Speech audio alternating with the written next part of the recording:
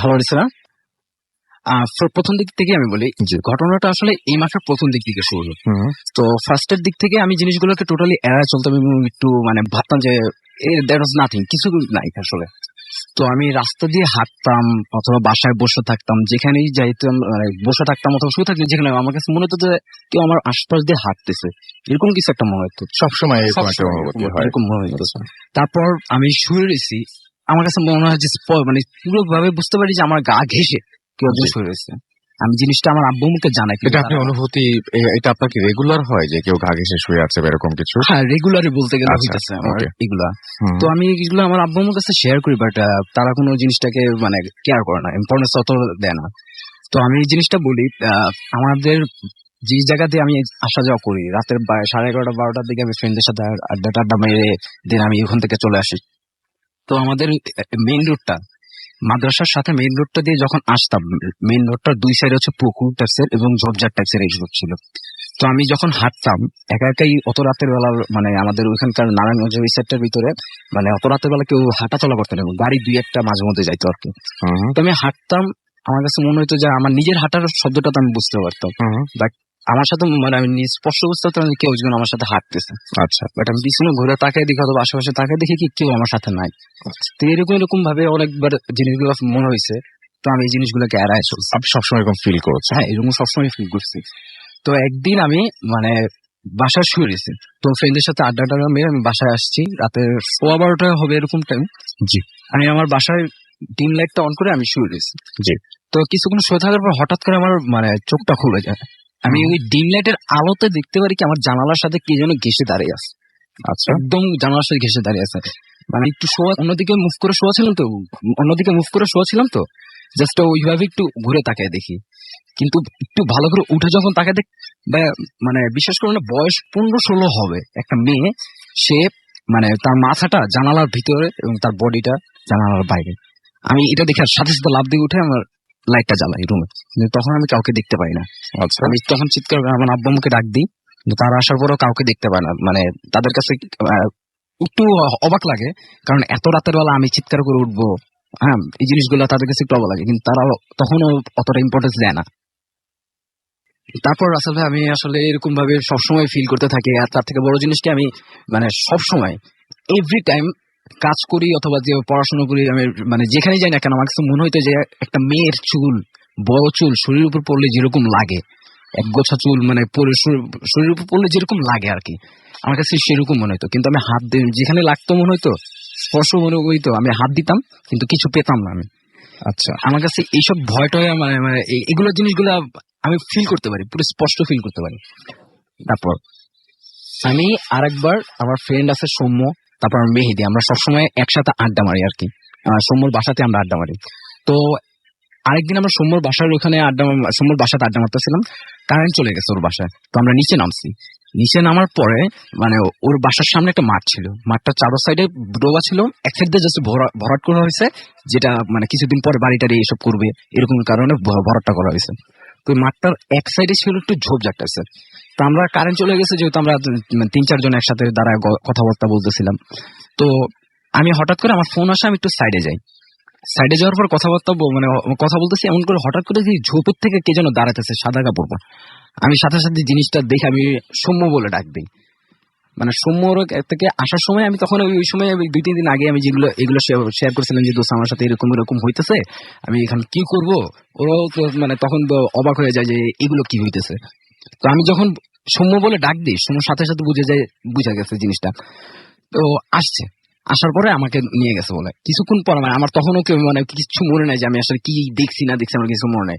একটু পর বুঝতে পারি যে সৌম্য আমার গালে থাপ্পড় দিতেছে, থাপ্পড় দেওয়ার পর আমাকে বলতে, মানে তখন যা শুনছি সেটা হচ্ছে আমি নাকি ওই ঝোপটার দিকে এক দৃষ্টিতে ঘাড় ঘিরে অন্যদিকে ওইদিকে তাকায় আমি ঠিক না, ওরা নাকি অনেক চেষ্টা করার পর আমার ঘাটটা ঘুরাইতে পারবে, আমার ঘাটটা নাকি পুরো শক্ত রয়েছে। তারপর ওইখান থেকে এটা আমরা ওর বাসার সামনে এক চায়ের দোকান আছে, সেই চায়ের দোকানে যাই। চায়ের দোকানে হয় কি ন্যাচারালি অনেক সময় অনেক মানুষ বিভিন্ন জিনিস বসে বসে কথাবার্তা বলে, আড্ডা মারে, চা টা খাই, এইসব করে।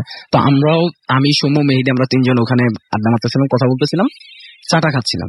হঠাৎ করে রাসেল ভাই মানে এমন একটা আতরের গন্ধ ওই জায়গার ভিতরে আসে, মানে বিকট একটা এত সুন্দর একটা আতরের গন্ধ ভাই আমাদের নাকে সবার বাজে, শুধু যে আমার না তা না, সবারই ভাসতেছে।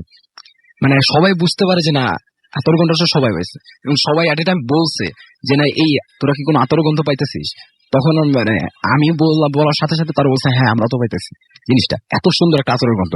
কিন্তু মজার বিষয় হচ্ছে গিয়ে, অবাক করার বিষয়, ওই জায়গার ভিতর কোনো হুজুর কিংবা কোনো পরহেজগার মানুষ অত সময় মানে অতটুকু সময়ের ভিতরে কেউ আসে নাই।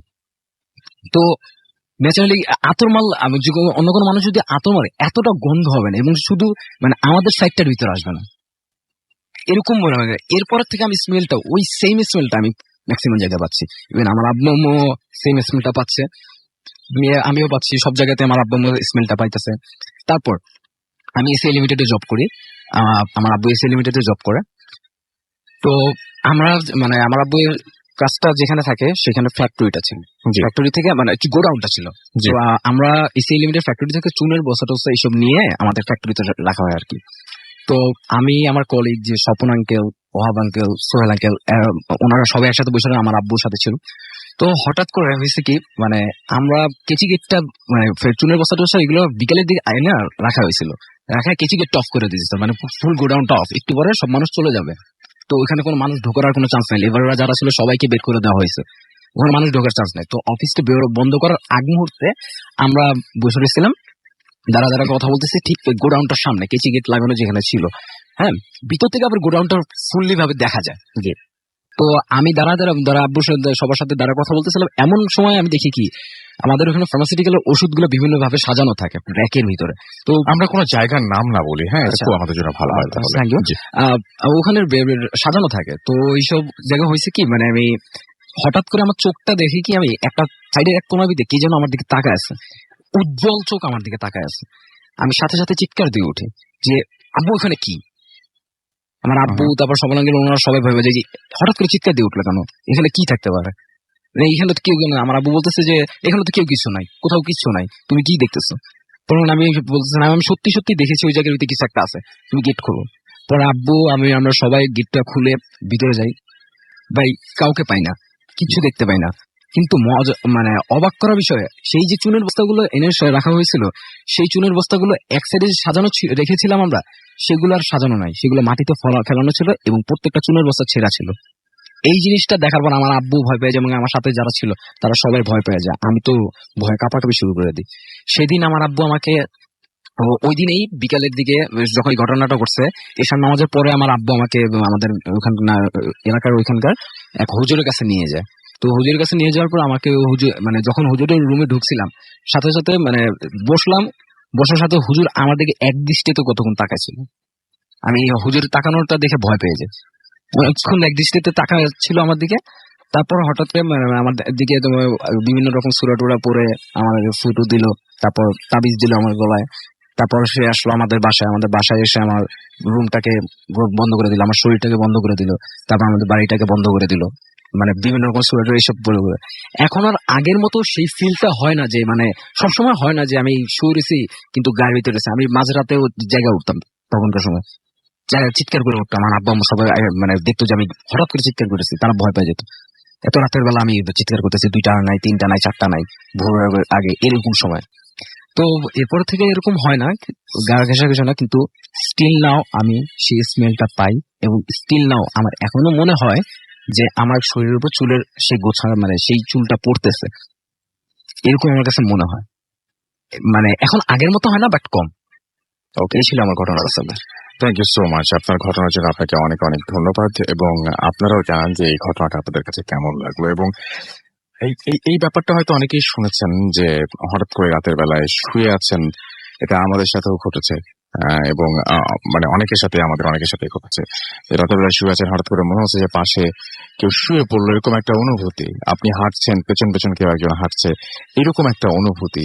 এই অনুভূতিগুলো কিন্তু বেশ কমন এবং অনেকের মাঝেই শোনা যায়। কিন্তু আপনি শুয়ে আছেন, এই মুহূর্তে হঠাৎ করে আপনার ঘুম ভাঙলো, কারণ আপনার গায়ের উপরে একগোছা চুল এসে পড়ছে, এবং আপনি সেই অনুভূতিটা টের পাচ্ছেন এবং আপনি সেটা টের পাচ্ছেন এবং বুঝতে পারছেন, এই ব্যাপারটা খুবই উইয়ার্ড আমার কাছে মনে হয়।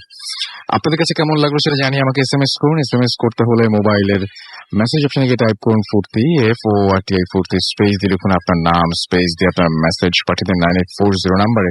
আমাদের ইমেল করতে চাইলে আমাদের ইমেল অ্যাড্রেস হচ্ছে bhutfm@radiofurti.fm, which is BHOOTFM@radioforti.fm। আপনার নাম, ঠিকানা এবং ফোন নাম্বার সহ আপনার জীবনে ঘটে যাওয়া বা আপনার জানা সেরা ঘটনা লিখে পাঠিয়ে দিন আমাদের কাছে। উৎস খান আমাদেরকে লিখেছেন যে তিনি এখন শুনতে পাচ্ছেন আমাদেরকে, কিনা বুঝতে পারছি না। তিনি ডাউনলোড করে শোনেন রেগুলার, লাইভ শোনা তার জন্য একটু ডিফিকাল্ট হয়ে যায়। আপনি লাইভ শুনতে পারবেন না তার কোনো কারণ কিন্তু নাই। আপনি যেখানেই থাকুন না কেন, যেখানে যেখানে ইন্টারনেট আছে সেখানে সেখানে মানে আপনি ফুর্তি অ্যাপ দিয়ে লাইভ এনি টাইম আপনি শুনতে পারবেন। আপনি ডাউনলোডই তো করছেন, তো আপনি ভালো সাউন্ড কোয়ালিটির জন্য কেন লাইভ শুনবেন না? আমাদেরকে অয়ন খন্দকার SMS করছেন নারায়ণগঞ্জ থেকে, এবং তিনি বলছেন যে ভূত এফএম কে মিস করা যায় বলেন, আর আমরাও চাই না আপনাদের কাউকে মিস করতে। অনেকে খুলনা থেকে SMS করেছেন এবং তিনি বলছেন যে আজকে আমার বার্থডে, জন্মদিনের অনেক অনেক শুভেচ্ছা আপনার জন্য। খুলনা থেকে আনোয়ার এবং তার ওয়াইফ আফরিন আমাদের SMS করেছেন এবং তিনি বলছেন please don't stop the Foorti, don't stop the Bhoot FM. Okay, thank you very much আমাদের সঙ্গে থাকার জন্য এবং রেগুলার আমাদেরকে ইন্সপায়ার করানোর জন্য SMS দিয়ে। মুনিরা আঞ্জুম মুক্তা আমাদের খুলনা থেকে SMS করেছেন এবং বাহ, খুলনার এক ধার্সে SMS আসছে। HSC পরীক্ষা চলছে, প্লিজ দোয়া করবেন। যারা যারা HSC পরীক্ষা দিচ্ছেন তাদের সবার জন্য আমার অনেক অনেক অনেক অনেক দোয়া, এবং আশা করছি অনেক অনেক ভালো একটা রেজাল্ট পাবেন আপনারা, এবং অনেক শুভকামনা। যেরকম প্রিপারেশন নিয়েছেন বা যেরকম ভাবছেন তার চাইতে আপনার আকাঙ্ক্ষার চাইতেও ভালো ফলাফল হোক, সেটাই আশা করব। মুনতাসির আমাদের SMS করবেন এবং তিনি বলছেন যে তিনি SMS করেছেন এবং তিনি বলছেন যে আমি এবং আমার ওয়াইফ ঐশী ভূত এফএম শুনছি। যাই হোক, আমি একটা ঘটনা এখন পড়তে চাই, যে ঘটনাটি আমাদের একজন লিসেনার পাঠিয়েছেন, এবং এই ঘটনাটাও বেশ অদ্ভুত টাইপের। আমি জানি না সত্য মিথ্যা, আমাদের চাইতে আল্লাহ ভালো জানেন, কিন্তু এখানে যে ঘটনাটা পড়ছি এই ঘটনাটা একটু অদ্ভুতই লেগেছে আমাদের কাছে। আসসালামু আলাইকুম রাসেল ভাই, আশা করি ভালো আছেন। এই ঘটনাটি আমার পাঠানো প্রথম ঘটনা। ঘটনাটি ভালো লাগলে পড়ে শোনাবেন। আমার নাম শুভ বণিক, ঢাকার একটি বেসরকারি বিশ্ববিদ্যালয়ে CSE পড়ছি। আমার মানিকগঞ্জের আমি স্থায়ী বাসিন্দা। ঘটনাটি আমাদের বাসায় এক কাজের লোকের কাছ থেকে শোনা। তিনি পটল বিলের পাশেই থাকেন। মানিকগঞ্জের এই পটল বিলের নানা কাহিনী সবারই জানা। এই পটল বিলকে ঘিরে নানা ঘটনা এখন মানুষের মুখে মুখে শোনা যায়। কিছুদিন আগ পর্যন্ত কোনো বাচ্চা মারা গেলে ওই পটল বিলে কবর দেয়া হতো। রাত 10টার পর থেকেই জায়গাটা কেমন হয়ে যায়। আগের ঘটনাটি ওনার মুখ থেকে যেভাবে শোনা আমি সেভাবেই লিখছি। লোকটি ছিলেন একজন ফেরিওয়ালা। তিনি ওই কাজের লোকের পাশের বাসায় থাকতেন। সারাদিন সে ঘুরে ঘুরে নিজের হাতে বানানো পাপোশ এবং ঝাড়ু বিক্রি করতেন। একদিন তার পণ্য বিক্রি করা শেষে বাড়ি ফিরতে ফিরতে অনেক রাত হয়ে যায় এবং হঠাৎ প্রচুর ঝড় শুরু হয়ে যায়। বাসা তখনও অনেক দূরে। বাধ্য হয়েই তিনি আশেপাশে আশ্রয়ের জায়গায় খুঁজতে থাকেন, কিন্তু তার আশেপাশে কোনো বাড়ি ঘর ছিল না। বেশ খানিকটা দূরে একটি মাত্র খোলা ঘর তার চোখে পড়ল। সে তার মালপত্র নিয়ে দৌড়ে সেই ঘরটিতে আশ্রয় নিল। ঝড় ক্রমশ বাড়তে লাগলো। খুব ক্লান্ত থাকায় সে নিজের অজান্তে কিছু একটার মধ্যে হেলান দিয়ে ঘুমিয়ে পড়ল। তখন প্রায় রাত হয়ে গেছে, বাইরে বৃষ্টি তখনও চলছে। তার ঘুম ভাঙলো। এতক্ষণে সে খেয়াল করলো যে তার জামা কাপড় ভেজা এবং তার বেশ ঠান্ডা লাগছে। অতঃপর সে মৃদু আলোর ঝলকানিতে বুঝতে পারল যে সে এতক্ষণ একটা মানুষের পাশে হেলান দিয়ে শুয়েছিল, কিন্তু লোকটি চাদর মুড়ি দিয়ে শুয়ে আছে এবং শরীরটা গরম করার জন্য তার খুব সিগারেট খেতে ইচ্ছে করলো। তখন তার মনে পড়লো যে তার পকেটে সিগারেট আছে, কিন্তু দেশলাই নেই। তখন সে ভাবলো পাশে ঘুমিয়ে থাকা লোকটিকে জিজ্ঞেস করলেও তো তা থাকতেও পারে। সে লোকটির কাছে আগুন চাইলো। লোকটি তার মুখের চাদর না সরিয়েই ঘুমের ঘোরে তাকে একটা দেশলাই দিল এবং ফেরিওয়ালা সিগারেটটি ধরিয়ে দেশলাইটি ফেরত দিল এবং লোকটি ওইভাবেই শুধু হাত বাড়িয়ে দেশলাইটা নিয়ে পাশে রেখে দিল।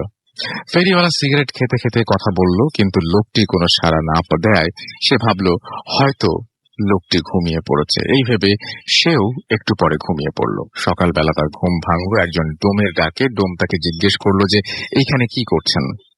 লোকটি বলল যে গত রাতে প্রচুর ঝড়ের কারণে আমরা কোথাও জায়গা না পেয়ে এই ঘরটিতে আশ্রয় নিয়েছি। এখন সকাল হয়েছে, আমি চলে যাব।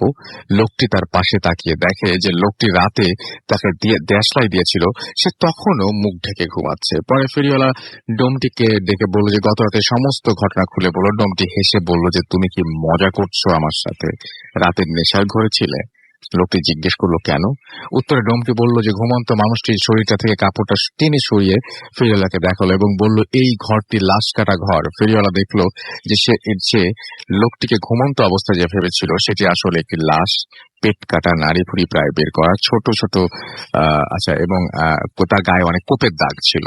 এই ঘটনা দেখে তার পায়ের নিচ থেকে মাটি যেন সরে গেল। সে সামলাতে পারল না যে লাশটি কিভাবে গত রাত্রে এখানে তাকে দেশলাই দিল। পাশে থাকা সেই লোকটির দেশলাই দিয়ে সিগারেটের ছাই দেখে সে নিজে যেন ধরানো সিগারেটের ছাই দেখে সে যেন নিজের দুই চোখকে বিশ্বাস করতে পারলো না। বাসায় গিয়ে সে ঘটনাটি খুলে বলল, কিন্তু কেউ তার কথা বিশ্বাস করলো না। ওই দিন তার প্রচুর জ্বর আসে।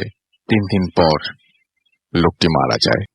ঘটনাটি পড়ে শোনালে ভালো লাগবে। আপনারা চাইলে পটল বিল সম্পর্কিত অনেক ঘটনা আপনাদের জানাবো। ভালো থাকবেন এবং ধন্যবাদ। শুভ বণিক, মানিকগঞ্জ সদর, মানিকগঞ্জ।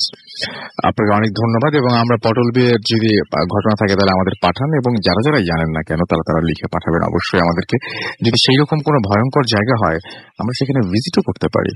সো অবশ্যই জানিয়ে দিন যে কি আছে পটল বিল সম্পর্কে কি জানেন এবং এই ঘটনাটি কেমন লাগলো সেটা জানিয়ে আমাকে SMS পাঠাতে ভুলবেন না। আমরা চলে যাবো একটা ছোট্ট বিরতিতে। বিরতির পরে আবারও ফিরে আসবো। সেই পর্যন্ত আশা করছি আমাদের সঙ্গেই থাকবেন এবং আমাদের সঙ্গে থাকবেন। এবং ফেসবুকে বেশ কিছু কমেন্ট আসছে, সেগুলো আমরা ফিরে এসে পড়বো। আপাতত চলে যাচ্ছি একটা ছোট্ট বিরতিতে। স্টে টিউন টু রেডিও ফুর্তি।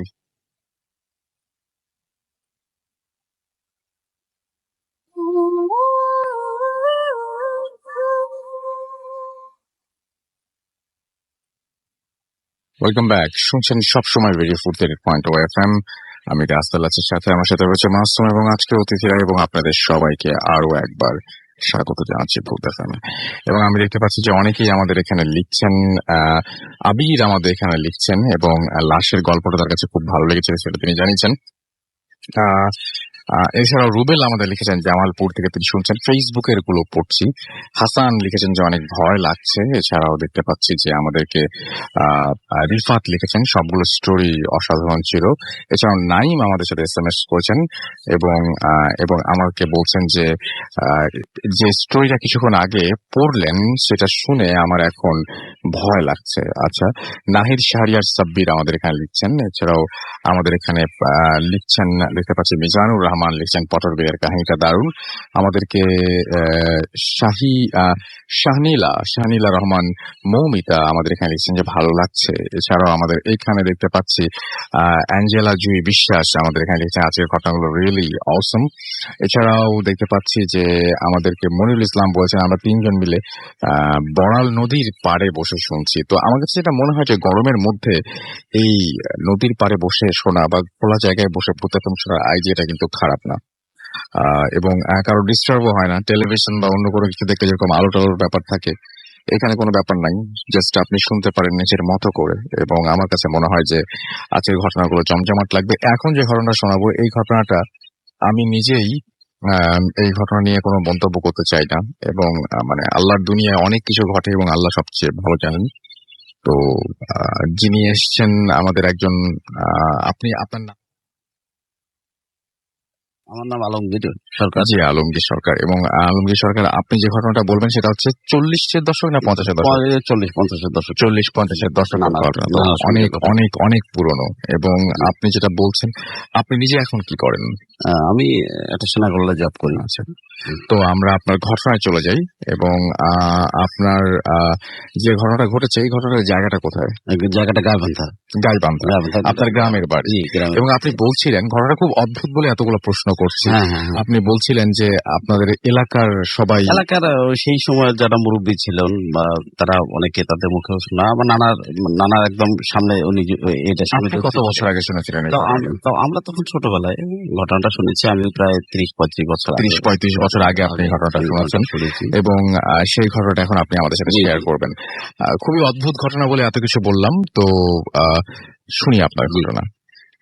রাসেল ভাই, আমি আমার পরিচয়টা আরেকবার দিতে চাই। আমার নাম আলমগীর সরকার, আমি এসেছি পূর্ব জোরাইন থেকে। তো আমি ঘটনা চলে যাই। জি। ঘটনাটা 50 দশকের ওই সময় হবে। তো আমার নানার কাছে শোনা। আমার নানা একটু ব্ল্যাক ম্যাজিক চর্চা করতো সে আগে থেকেই। তো অনেক বড় বড় ঘটনা আছে, সেগুলো একসময় এসে শেয়ার করবো। বাট আজকে যে জিনিসটা সেটা তার আমলেরই ঘটনাটা ঘটে গেছে। তো সেই সময় ওই এলাকায় তাদের গ্রামের পাশের গ্রামে আর কি একজন মাতবর শ্রেণীর একজন লোক ছিলেন। তো উনি একটু খুব মানে আছে না, ভালো মন্দ মিলেই তো মানুষ, তো উনি একটু মন্দ মানুষই ছিল। মানে উনি সাধারণত যে কোনো জায়গায় সালিশ করতে গেলে হয়তো দেখা গেছে যে ন্যায় বিচার পেত না, বা তারপরে আবার বিভিন্ন ধরনের খারাপ কাজ করে বেড়াইতো, সুদ খাইতো, মানে না এহেন কোনো খারাপ কাজ নেই যে উনি করেননি। তো যাই হোক, এলাকার লোকজন তাকে খুবই অপছন্দ করতো। তো একটা সময় উনি মারা যান। তো মারা যাওয়ার পরেই ঘটনাগুলো শুরু হয় তার। তো যেহেতু এই জগতে দুটো লোকের ক্ষেত্রে মানুষের কৌতূহলী থাকে বেশি, এক খুব বেশি ভালো হলে তার ক্ষেত্রে লোক বেশি হয়, আবার খুব খারাপ লোক হলে তার ক্ষেত্রে লোক বেশি হয়। তো কোন এক সময় লোকজন তাকে কবরস্থ করে, মানে মারা যাওয়ার পরে কবরস্থ করার পরে ওই দিন সারাদিন ভালো গেল, রাত্রেও ভালো গেল। পরের দিন সকালবেলা যখন তার লোকজন উঠে দরজা খুললেই দেখে যে তার ওই লাশটা তার সামনে, মানে যে লোক যে মারা গেছে তার বাড়ির লোকজন যখন দরজা খুললো তখন দেখে যে লাশটা তার ওই কাফন পরানো অবস্থায় লাশটা সামনে। তো এই দেখে তারা তো হতচকিত হয়ে গেল যে কি ব্যাপার, এটা কি হলো। যে কবরে গেল, দেখলো যে কবর যেমন কবর তেমনই আছে, কোনো মাটিও সরানো হয়নি, কিছুই সরানো হয়নি, কিন্তু ওখানে লাশ নেই, লাশ হলে তাদের বাড়িতে। তো তখন তারা মনে করলো যে হয়তো ওই লোকটা খারাপ ছিল, বা হয়তো এলাকার লোকজন তো তার শত্রু থাকতেই পারে, হয়তো কেউ এরকম বদমাইশি করে হয়তো এই কাজটা করছে, বা কোনো ভাবে তাকে নিয়ে এসে সামনে রাখছে। তো প্রথম দিন তারা কিছু না মনে করে এলাকার লোকজন আবার জোগাড় করলো, করে যায় তাকে আবার ওই কবরে, ওই যে কবরে ছিল সেই কবরে রাখছে। তো একটা সময় তো ওরা রাখে দেওয়ার পরে সারাদিন ভালো গেল, আবার রাত ভালো গেল। পরের দিন সকালবেলায় উঠে আবার যেই দরজা খুলছে, খুলে দেখে যে ঠিকই ওই লাশটা আবার যেমনকার অবস্থা সেই অবস্থায়। আবার খবর নিয়ে, মানে যে খোঁজ নিয়ে দেখলো যে দেখে যে কোনো মাটি সরানো হয়নি, কিচ্ছু করানো হয়নি, ওই যেমন কবর সেই রকমই আছে, কিন্তু লাশ নেই। আবার এরা তখন বুঝলো যে না, এখানে তো কোনো সমস্যা, এটা কি বিষয়টা কি, এটা তো তাহলে দেখতে হয়। তো তখন তারা করলো কি, ওই লোকজন ইন্ডিভিজুয়াল তো এই বাতাসের সাহায্যে তো কথাটা খুবই ঘুরপাক খাচ্ছে, এবং যত দূর হচ্ছে তত লোকজন আরো বেশি হচ্ছে, আসতেছে। এই করতে করতে তখন এলাকার লোকজন কয়েক গ্রাম মিলে, তখন তো লোকজন ছিল খুব কম। তা আমার নানাও গেল সেই সময়। তো আমার নানা তখন এই গিয়ে যখন পুরো ঘটনা শুনলো, এরপরে তারা তাদের ইয়াং বয়সের ঘটনা, তো তখন তারা এরকম লোকজন জোগাড় করে তারা ওই কবরে গিয়ে আবার এটাকে কবরস্থ করলো। কবরে করার পর আমার নানা এবং আরো সব লোকজন মিলে ওরা বললো যে আচ্ছা ঠিক আছে, দেখি আমরা এই পাহারা থাকবো আজকে রাত্রে, কে এই কাজটা করতেছে, মানুষ না কে, বা হতে পারে কেউ কেউ বলতেছে দিনের কাজ হতে পারে, কেউ কেউ বলতেছে হয়তো মানুষই করতেছে, তার কোনো শত্রু ছিল এইভাবে। তো যাই হোক, তারা মোটামুটি বেশ কিছু লোক, মানে লাঠি টাঠি দিয়ে, কেউ ইটি নিয়ে, তো ওই গোরস্থানের উপরে তো গাছ থাকে কিছু, সাধারণত অনেক পুরোনো গাছটা থাকে, কেউ কেউ গাছে উঠে থাকলো, আবার কেউ কেউ ঝোপঝাড়ের আড়ালে বিভিন্ন ভাবে কেউ কেউ এরকম অ্যাটেম্প নিয়ে থাকলো। তো একটা সময় এই রাত্র প্রায় 8টা-9টা থেকে তারা শুরু করছে পাহারা দেওয়া।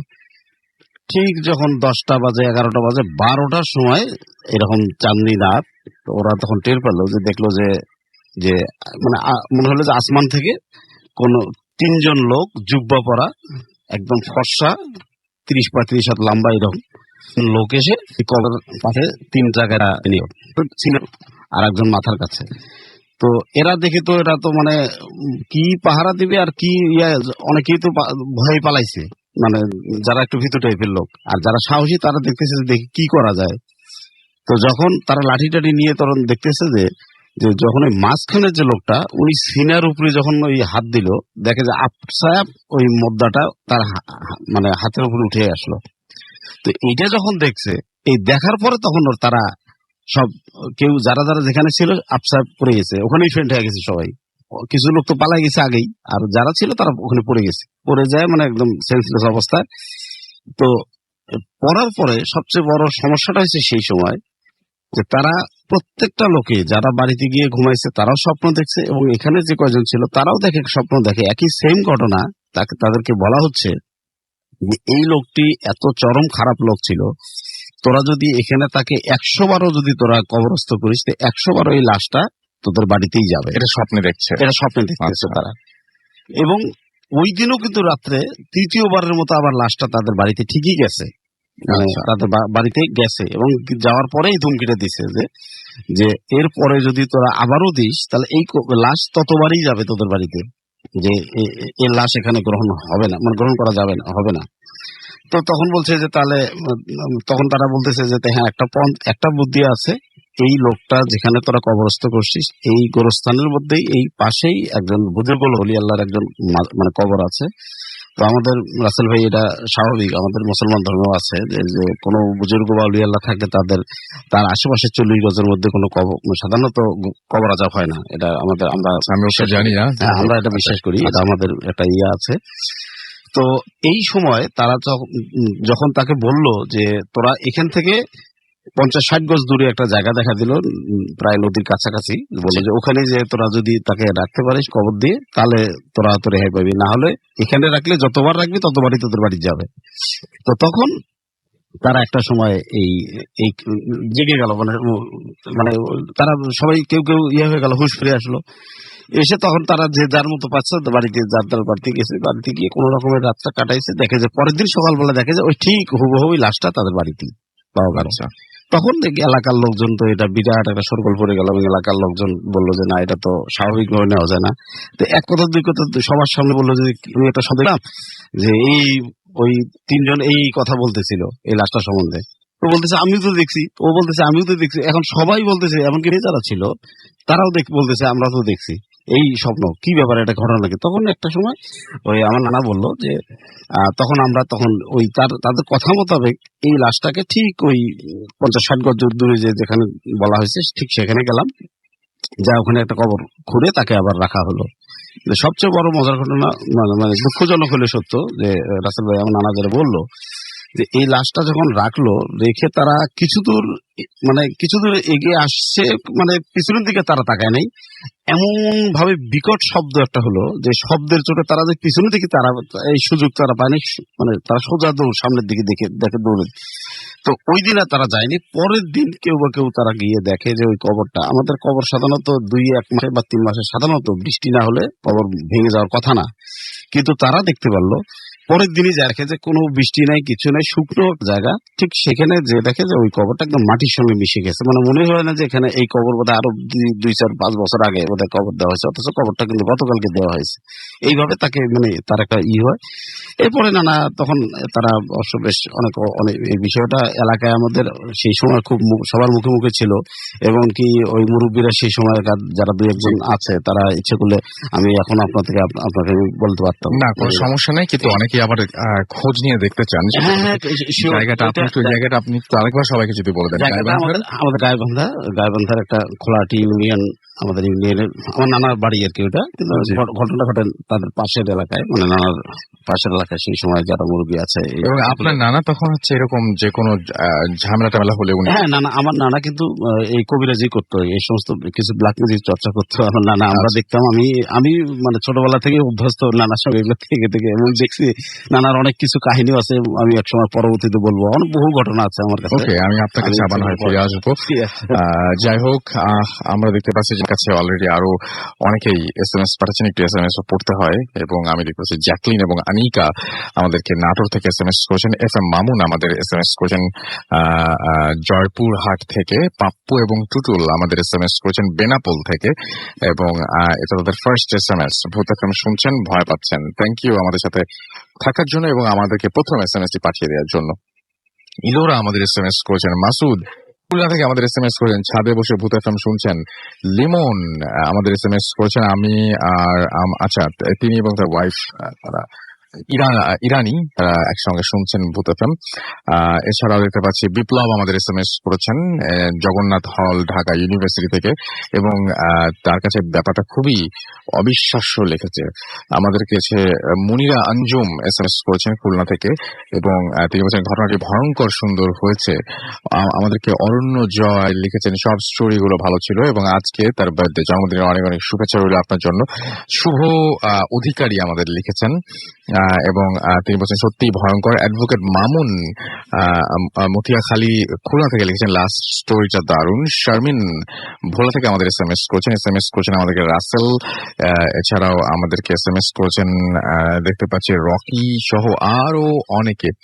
আপনি যদি SMS পাঠাতে চান তাহলে আপনাকে যেটা করতে হবে, মোবাইলের মেসেজ অপশনে চলে যেতে হবে এবং সেখানে গিয়ে টাইপ করতে হবে ফুর্তি, FOORTI ফুর্তি, স্পেস দিয়ে লিখতে হবে আপনার নাম, স্পেস দিয়ে লিখতে হবে আপনার মেসেজ, পাঠিয়ে দিতে হবে 9840 নাম্বারে।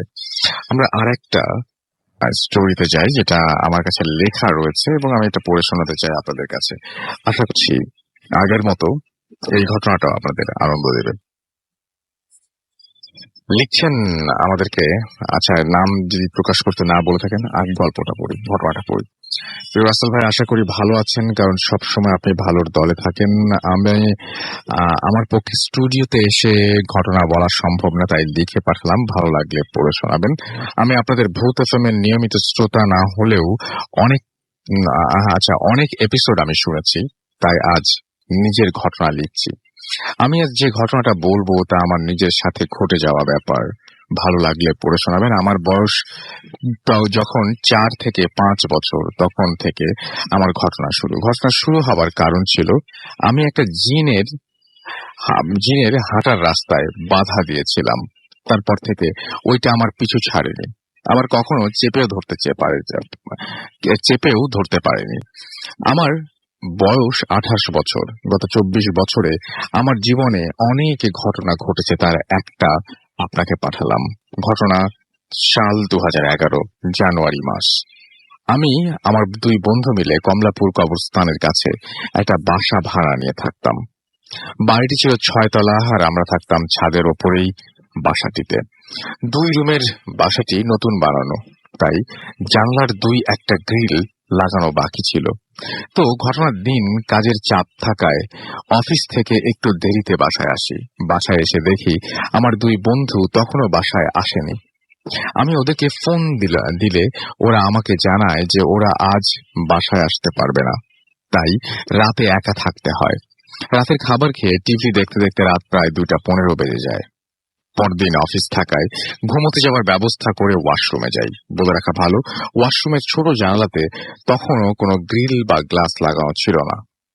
ওয়াশরুমে ঢুকেই আমার চোখ যায় কমলাপুর পোর্টের বিপরীতে থাকা একটি গার্মেন্টস এর ছাদের ওপর পানির ট্যাঙ্কির ওপরে কেউ একজন বসে আছে। এসব ব্যাপারে অভ্যস্ত থাকায় আমি তেমন একটা মাথা না ঘামিয়ে কাজ করতে লাগলাম। বাসায় কেউ না থাকলে ওয়াশরুমের দরজাটা হালকা করে চাপানো রেখেই আমরা কাজ করছিলাম, এবং সর্বোচ্চ 1 মিনিট পরে আমি যখন বাসা থেকে উঠে দাঁড়ালাম, দেখলাম দূরে আমি যে জিনিসটাকে দেখলাম সেটা বসা দেখেছিলাম, ঠিক সেটা আমার ওয়াশরুমের সামনের ছাদে বসে আছে এবং ছোট জানালার সামনে পা ঝুলাচ্ছে। আমি খুব ভালোভাবে দেখতে পেলাম ওই জিনিসটার পায়ের পাতা আমার দিকে ঘুরানো, অর্থাৎ পায়ের আঙুলগুলো আমার দিকে ছিল, এবং আঙুল ছিল মাত্র 4টা, যা স্বাভাবিক মানুষের তুলনায় অনেক বড়। এতটা কাছাকাছি চলে আসার কারণে আমি ঘাবড়ে যাই। ভয় পেলেও তখনও মনে সাহস হারায়নি। যা কিছু দোয়া পড়তে জানি তাই পড়তে লাগলাম। দোয়া পড়তে পড়তে যখন ওয়াশরুমের দরজা খুলে যাব, ঠিক দরজা বাহির থেকে দেখলাম যে ছিটকানি লাগানো। তবে আমার সম্পূর্ণ মনে আছে যে আমি দরজা লাগাইনি, আর এমনও না যে কেউ মজা করে দরজা বাহির থেকে লাগিয়ে দিয়েছে, কারণ ওই দিন আমি ছাড়া বাসায় আর কেউ ছিল না। যখন টানাটানি করেও দরজাটা খুলছিল না, আস্তে আস্তে ভয়টা বাড়তে লাগলো। কি করব বুঝতে পারছিলাম না। কয়েক সেকেন্ড সময় নিয়ে শরীরে যত শক্তি ছিল তাই দিয়ে দরজাটায় একটা লাথি দিলাম। প্লাস্টিকের ডোরের দরজা হওয়ার কারণে দরজাটা ভেঙে যায় আর আস্তে করে খুলে যায়। ওই দিন রাতে সারা রাত লাইট জ্বালিয়ে রেখে বসেছিলাম। ওই ঘটনার পর আমরা বাসা ছেড়ে দেই আর পাশের আরেকটি বাসায় উঠি। বাসা ছাড়লে কি হবে, ওইটা আমার পিছু ছাড়েনি। ফেব্রুয়ারি মাসের কোনো একদিন বিকেলে কমলাপুর ব্রিজ দিয়ে আমি স্টেশনের দিকে যাচ্ছিলাম, গন্তব্য আরামবাগ। আমি ওভারব্রিজ থেকে নামার পর সময় খেয়াল করলাম স্টেশনের লাশ ঘরের সামনে একটা লাশ চাটাই দিয়ে মুড়ে ভ্যানের উপর রেখে দেওয়া। যেহেতু আমি কিছু বিধিনিষেধ মানি এবং যার মধ্যে একটা হচ্ছে যে কোনো লাশের কাছে না যাওয়া, তাই দ্রুত ওখান থেকে চলে আসি। তবে লাশ হয়তো পুরনো হওয়ার কারণে সেখান থেকে গন্ধ আসছিল। আমি দ্রুত যাওয়ার সময় সেই গন্ধটা আমার নাকে লাগে। রাতে বাসায় কেউ থাকবে না জেনে একটু রাত করে বাসায় ফিরি এবং বেশ কিছু কাজের চাপে বিকেলে দেখা লাশের কথাটা পুরোপুরি ভুলে গেলাম। মেস থাকি, তাই একা থাকার প্রস্তুতি নিলাম। রাত কয়টা বাজে জানি না, হঠাৎ ঘুমের মধ্যে স্বপ্নে সেই লাশটা দেখতে লাগলাম, সাথে গন্ধটা অনুভব করলাম। গন্ধটা এত বেশি পরিমাণে পাচ্ছিলাম যে আমি অনেকটা লাফ দিয়ে ঘুম থেকে উঠলাম। ঘুম ভেঙে যাওয়ার পর দেখি গন্ধটা পুরো ঘরে ছড়িয়ে গেছে এবং তা পরিমাণে বেশি, যা সহ্য করা যাচ্ছিল না। আমি গন্ধটা কমানোর জন্য রুমের জানালাগুলো খুলে দেই, কিন্তু তবুও গন্ধটা যাচ্ছিল না। রুমে স্প্রে দিলাম, কিন্তু গন্ধটা কমছিল না, বরং মনে হচ্ছিল যেন গন্ধটা বাড়ছে। কোনো উপায় না পেয়ে যখন রুমের ছিটকানিটা খুললাম, মনে হলো কেউ একজন সজোরে দরজার বাহির থেকে ধাক্কা দেয় আর দরজাটা সজোরে আমার মাথায় আঘাত করে। এরপর আমার আর কিছু মনে নেই। জ্ঞান ফেরার পর জানতে পারি আমার পাশের রুমের এক ভাই ফজরের নামাজ পড়ার সময় ওঠে এবং রুমের বাইরে আমাকে দেখেছে এবং আমার শরীর রুমের মধ্যে, অর্ধেক শরীর বাইরে পড়েছিল। পরে আমার বন্ধুরা আসলে ওরা আমাকে সুস্থ করে তোলে এবং এটাই ছিল আমার ঘটনা। ভালো লাগলে পড়ে শোনাবেন। এছাড়া আমার জীবনে ঘটে যাওয়া এক ভয়ানক ঘটনা আছে, যা অন্য আরেকদিন লিখে পাঠাবো। সবাই ভালো থাকবেন। এবং এখন আমি যেহেতু কোথাও নাম বলতে নিষেধ করেন, আমি বলে দিচ্ছি সুজন হোসেন অনিক, তার বাসা মালিবাগ, ঢাকায়। এবং আমি একটা জিনিস শুধু বলবো যে আজকে অনেকেই জানি যে ভূত এফএম শেষ করেও ওয়াশরুমে যাবেন এবং ওয়াশরুমে যে ছোট্ট জানালাটা আছে সেই জানালা দিকে আপনাদের এমনিতে না চাইতেই চোখ পড়ে। কেন যেন আমরা যে জিনিসটা অ্যাভয়েড করতে চাই সেদিকেই আমাদের চোখ বারবার চলে যায়। যে জায়গাটা ওই যে বলে না যে যেখানে বাঘের ভয় সেখানেই সন্ধে হয়, তো ব্যাপারটা এরকম যে আমরা যে জিনিসগুলোকে অ্যাভয়েড করতে চাই, যে জিনিসগুলোকে ভয় পাই, সেই জিনিসগুলোই বারবার আমাদের সাথে ঘটে যায়। আমরা হঠাৎ করে অস্বস্তি অনুভব করছি, হয়তো শুয়ে আছি, ঘুমিয়ে আছি, রাত অনেক, এবং আমি আনুমানিক আমার কাছে মনে হলো যে হয়তো যে এখন 2টা বা 3টা বাজে, আমার ঘুম ভেঙে গেছে। আমি জানি যে এখন তাকালে আমি খারাপ কিছু দেখে ফেলতে পারি বা আমি আমার ঘরে কারো উপস্থিতি টের পাচ্ছি। কেন জানি না ওই সময় আপনি থেকেই চোখটা খুলে যায়, কেন জানি না ওই সময় আপনি থেকেই আমরা দেখে ফেলি সেই ভয়ের কিছু জিনিসটা। এবং এইখানেও সেই ব্যাপারটাই হয়েছে এবং চোখ চলে গেছে দূরে, সেখান থেকে ধীরে ধীরে সেই জিনিসটা কাছে এসছে এবং এক সময় ওনার জানালার যে ছোট্ট যে জানালাটা ওয়াশরুমের সেখানেই পা ঝুলিয়ে বসেছে এবং পায়ে ছিল 4টি আঙুল। তো এই জিনিসটা আপনি যদি দেখেন তাহলে বুঝতে পারবেন যে ব্যাপারটা কতটা ভয়ের, যে 4 আঙ্গুল সহ একটা পা আপনার ওয়াশরুমের ছোট্ট জানালায় ঝুলছে এবং আপনি অনেকদিন আগে দেখা কোনো বা এরকম কোন একটা উদ্ভট টাইপের একটা গন্ধ আপনার নাকে আসছে, ঘুম ভেঙে গেল আপনার যে গন্ধের কারণে, এবং আপনি দেখছেন যে পুরো ঘরে সেই গন্ধ এবং যে কোনো ধরনের স্প্রে দিয়েও সেই গন্ধটা আর যাচ্ছে না। কেমন লাগে এই ব্যাপারগুলো আপনাদের কাছ থেকে জানতে চাই। আপনারা একটু সময় নিয়ে SMS করুন আমাকে। আমি কিছুক্ষণ পরে একটা ছোট্ট বিরতির পরে আবারও ফিরে আসবো এবং আপনারা কি লিখলেন না লিখলেন জাস্ট জানাবেন যে আজকে যদি মনের ভুলে কোনোভাবে বাথরুমে গিয়ে হঠাৎ করেই দেখে ফেলেন আপনার সেই ওয়াশরুমের ছোট্ট জানালার বাইরে 2টো পা, যে পায়ে 4টি করে আঙুল, অথবা আপনি যদি হঠাৎ করে ঘুম ভেঙে এরকম কোন একটা অদ্ভুত টাইপের গন্ধ পান, অথবা আপনি যদি হঠাৎ করে অনুভব করেন যে আপনার শরীরের কোথাও চুলের স্পর্শ লাগছে, আপনার যে চুলের স্পর্শটা আপনার ঘুম ভাঙিয়ে দিয়েছে, কেমন লাগবে লিখে পাঠান আমাদেরকে। SMS করার নিয়মটি হচ্ছে মোবাইলের মেসেজ অপশনে গিয়ে টাইপ করুন ফুর্তি, FOORTI ফুর্তি, স্পেস দিয়ে লিখুন আপনার নাম, স্পেস দিয়ে আপনার মেসেজ পাঠিয়ে দিন 9840 নাম্বারে। যারা আমাদের ইমেল করতে চান, আমাদের ইমেল অ্যাড্রেস হচ্ছে bhutfm@radiofurti.fm। এবং যদি আমরা ইমেল গুলো আগেই পড়ে মানে এখন পাঠালে যে এখনই পড়বো তা না, হয়তো আগামী সপ্তাহে পড়তে পারবো, এবং এটা একটু ধৈর্য ধরে পাঠাতে হবে এই জন্য। আর যারা আমাদেরকে দেখতে পাচ্ছি, যারা আমাদেরকে ফেসবুকে কানেক্টেড থাকছেন আমাদের সাথে, তারা চলে যান www.facebook.com/radiofurti and www.facebook.com/bhutfm.russell। ফিরে আসবো আবারও, সেই পর্যন্ত আমার সঙ্গেই থাকুন। Stay tuned to Radio Furti and don't stop the Furti.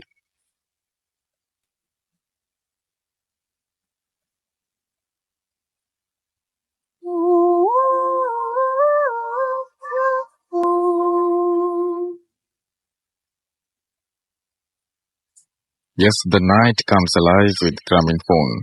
শুনছেন সবসময় রেডিও ফুর্তির .FM। আমি রাসেল আছি সাথে, এবং আমার সাথে রয়েছে মাসুম ও আজকের অতিথিয়া, এবং আপনাদের সবাইকে আরো একবার স্বাগত জানাচ্ছি। এবং আমি আরো একবার জানিয়ে দিচ্ছি, আমাদের ফেসবুকে আজকের অতিথিদের ছবি দেওয়া আছে, এবং আপনারা চাইলেই সেখানে দেখতে পারেন, এবং একটু চেক আউট করুন, দেখুন যে কি অবস্থা, এবং আমাদের সাথে জানিয়ে দিন যে কোন ঘটনাটা বেশি ভালো লাগছে, কোন ঘটনাটা আপনার অতটা ভালো লাগছে না। এই জিনিসগুলো আপনারা যখন তখন কিন্তু চাইলে জানিয়ে দিতে পারেন, এবং ফেসবুকে আপনার জন্য সবসময়ই আমরা ওপেন আছি, এবং আপনাদের যে সমস্ত কমেন্ট গুলো করছেন, যা কিছু করছেন আমরা দেখতে পাচ্ছি। সো আপেল মাহমুদ আমাদের এখানে দেখতে পাচ্ছি যে লিখেছেন, এবং ইসলামী বিশ্ববিদ্যালয় থেকে তিনি লিখেছেন তারা শুনছেন ভূত FM, এবং গাইবান্ধার ঘটনাটা তার কাছে অনেক ভয়ঙ্কর লেগেছে। এবং আমি দেখতে পাচ্ছি যে আমাদের সাথে এছাড়া রয়েছেন ওমর ফারুক, এবং তিনি বলছেন যে পুরো অনুষ্ঠান জুড়েই আমাদের সঙ্গে থাকবেন তিনি, এবং তিনি বলছেন যে একা একা শুনছি, খুব ভালো লাগছে কিন্তু একটু ভয়ও লাগছে, তবু উপভোগ করছি। সাইফুদ্দিন মোহাম্মদ শাওন লিখেছেন এত গরমে ভূত FM শুনছি এন্ড গরমে ঠান্ডা হয়ে যাচ্ছি। ওকে, আমিন আমাদেরকে SMS করেছেন, এবং তিনি বলছেন ভয় লাগে না তো রাসেল ভাই। বাহ, চমৎকার।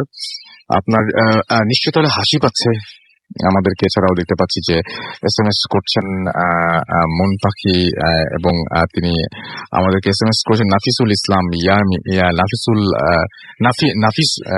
নাফিউস সালাম ইয়ানি, এবং থ্রিলিং লাগছে পুরো ব্যাপারটা। আচ্ছা, এবং তিনি টের পাচ্ছেন পুরো ভয়টা যেভাবে টের পাওয়া যায় সেভাবে তিনি টের পাচ্ছেন। এবং এমনি জহুরুল ইসলাম আমাদের এখানে লিখছেন যে হয়তো হবে আশা করি। এই মাত্র কি জয়েন করেন, আগে ঘটনাগুলোকে আপনি শুনেছেন। এও যদি ভয় না লাগে তাহলে আমরা আসলেই বলবো যে ভীষণ রকমের আমাদেরকে নিরুপায় মনে হতে হবে, কারণ মানে থাকে না কিছু জিনিস যে কিছু অনেক মানুষ কিন্তু সিরিয়াস কথা শুনলে হেসে ফেলে, হাসি পায়। অনেক মানুষের ভয়ের কথা শুনলে হয়তো অনেকের এরকম থাকতে পারে, এরকম অনেক অনেক অনেক ধরনের মানুষ আছে না ভাই পৃথিবীতে। আপনি হয়তো সেরকম একজন মানুষ, একটু আলাদা, একটু ডিফারেন্ট, একটু ইন্টেলেকচুয়াল হতে পারেন। যাই হোক, আমরা চলে যাব আমাদের পরবর্তী অতিথির কাছে, এবং আপনার নামটা প্লিজ একটু বলবেন।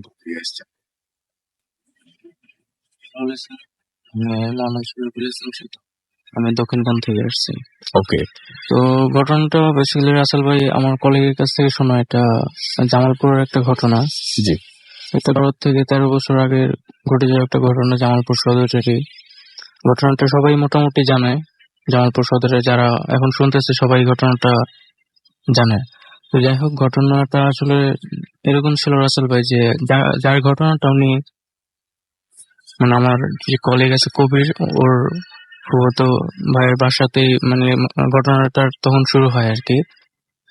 তো ওই লোকটা মানে এমনিতে মোটামুটি বয়স ছিল, তার ছেলে মেয়ে ছিল 4 জন, 3 ছেলে আর 1 মেয়ে ছিল।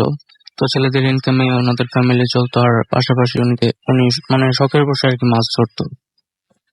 তো যাই হোক, মাছ ধরার জন্য রাসেল ভাই গ্রাম্য ভাষায় আপনাকে একটা পোকা ছিল, পোকা, সেটা ডিম ইউজ করা হতো। তো সেই পোকাটা ধরার জন্য উনি মাঝে মধ্যে বেরোতো। তো একদিনকার ঘটনা, সেদিন উনি সেই পোকাটা ধরার জন্য বের হয়েছে।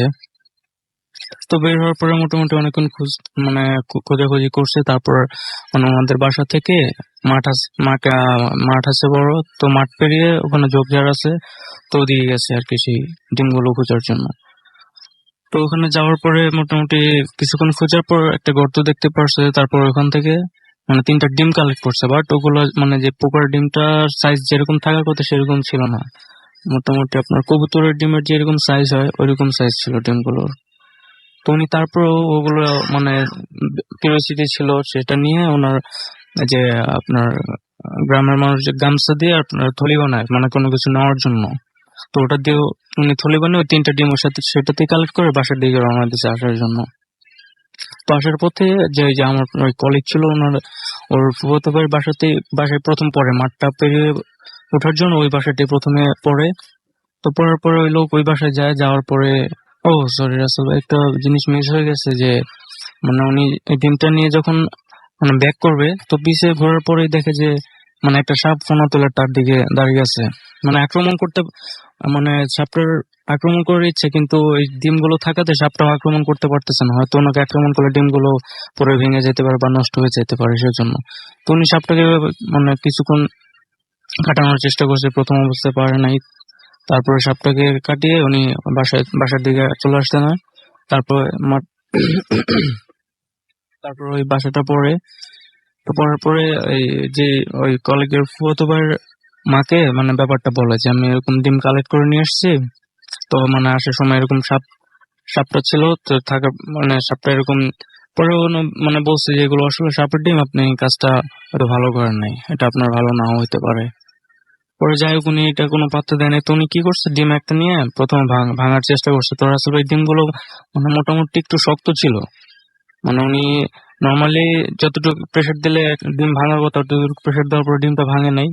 তো মোটামুটি তার থেকে বেশি প্রেসার ক্রিয়েট করে মানে ডিমটা ভাঙছে। তো ভাঙার পরে মোটামুটি দেখছে যে মানে সাপের আকৃতি ভিতরে কিছু একটা আছে, মোটামুটি হয়েছে জিনিসটা, মানে এখনো ফুটে নাই পুরোপুরি ভাবে। তো উনি একটা ভাঙার পর যেহেতু দেখছে সাপের উনি মানে ওনার ভিতরে আর কোনো মানে ফিলিংস নেই যে বাকি 2টা রেখেছে। ওই মহিলা ওনাকে বলছিল যে আপনার একটা যেহেতু ভাঙছেন বাকিগুলো রেখেছেন। তো উনি আর এটা কথাটা শুনে নেই, উনি 3টা ডিমে ভাঙিয়ে ফেলছে।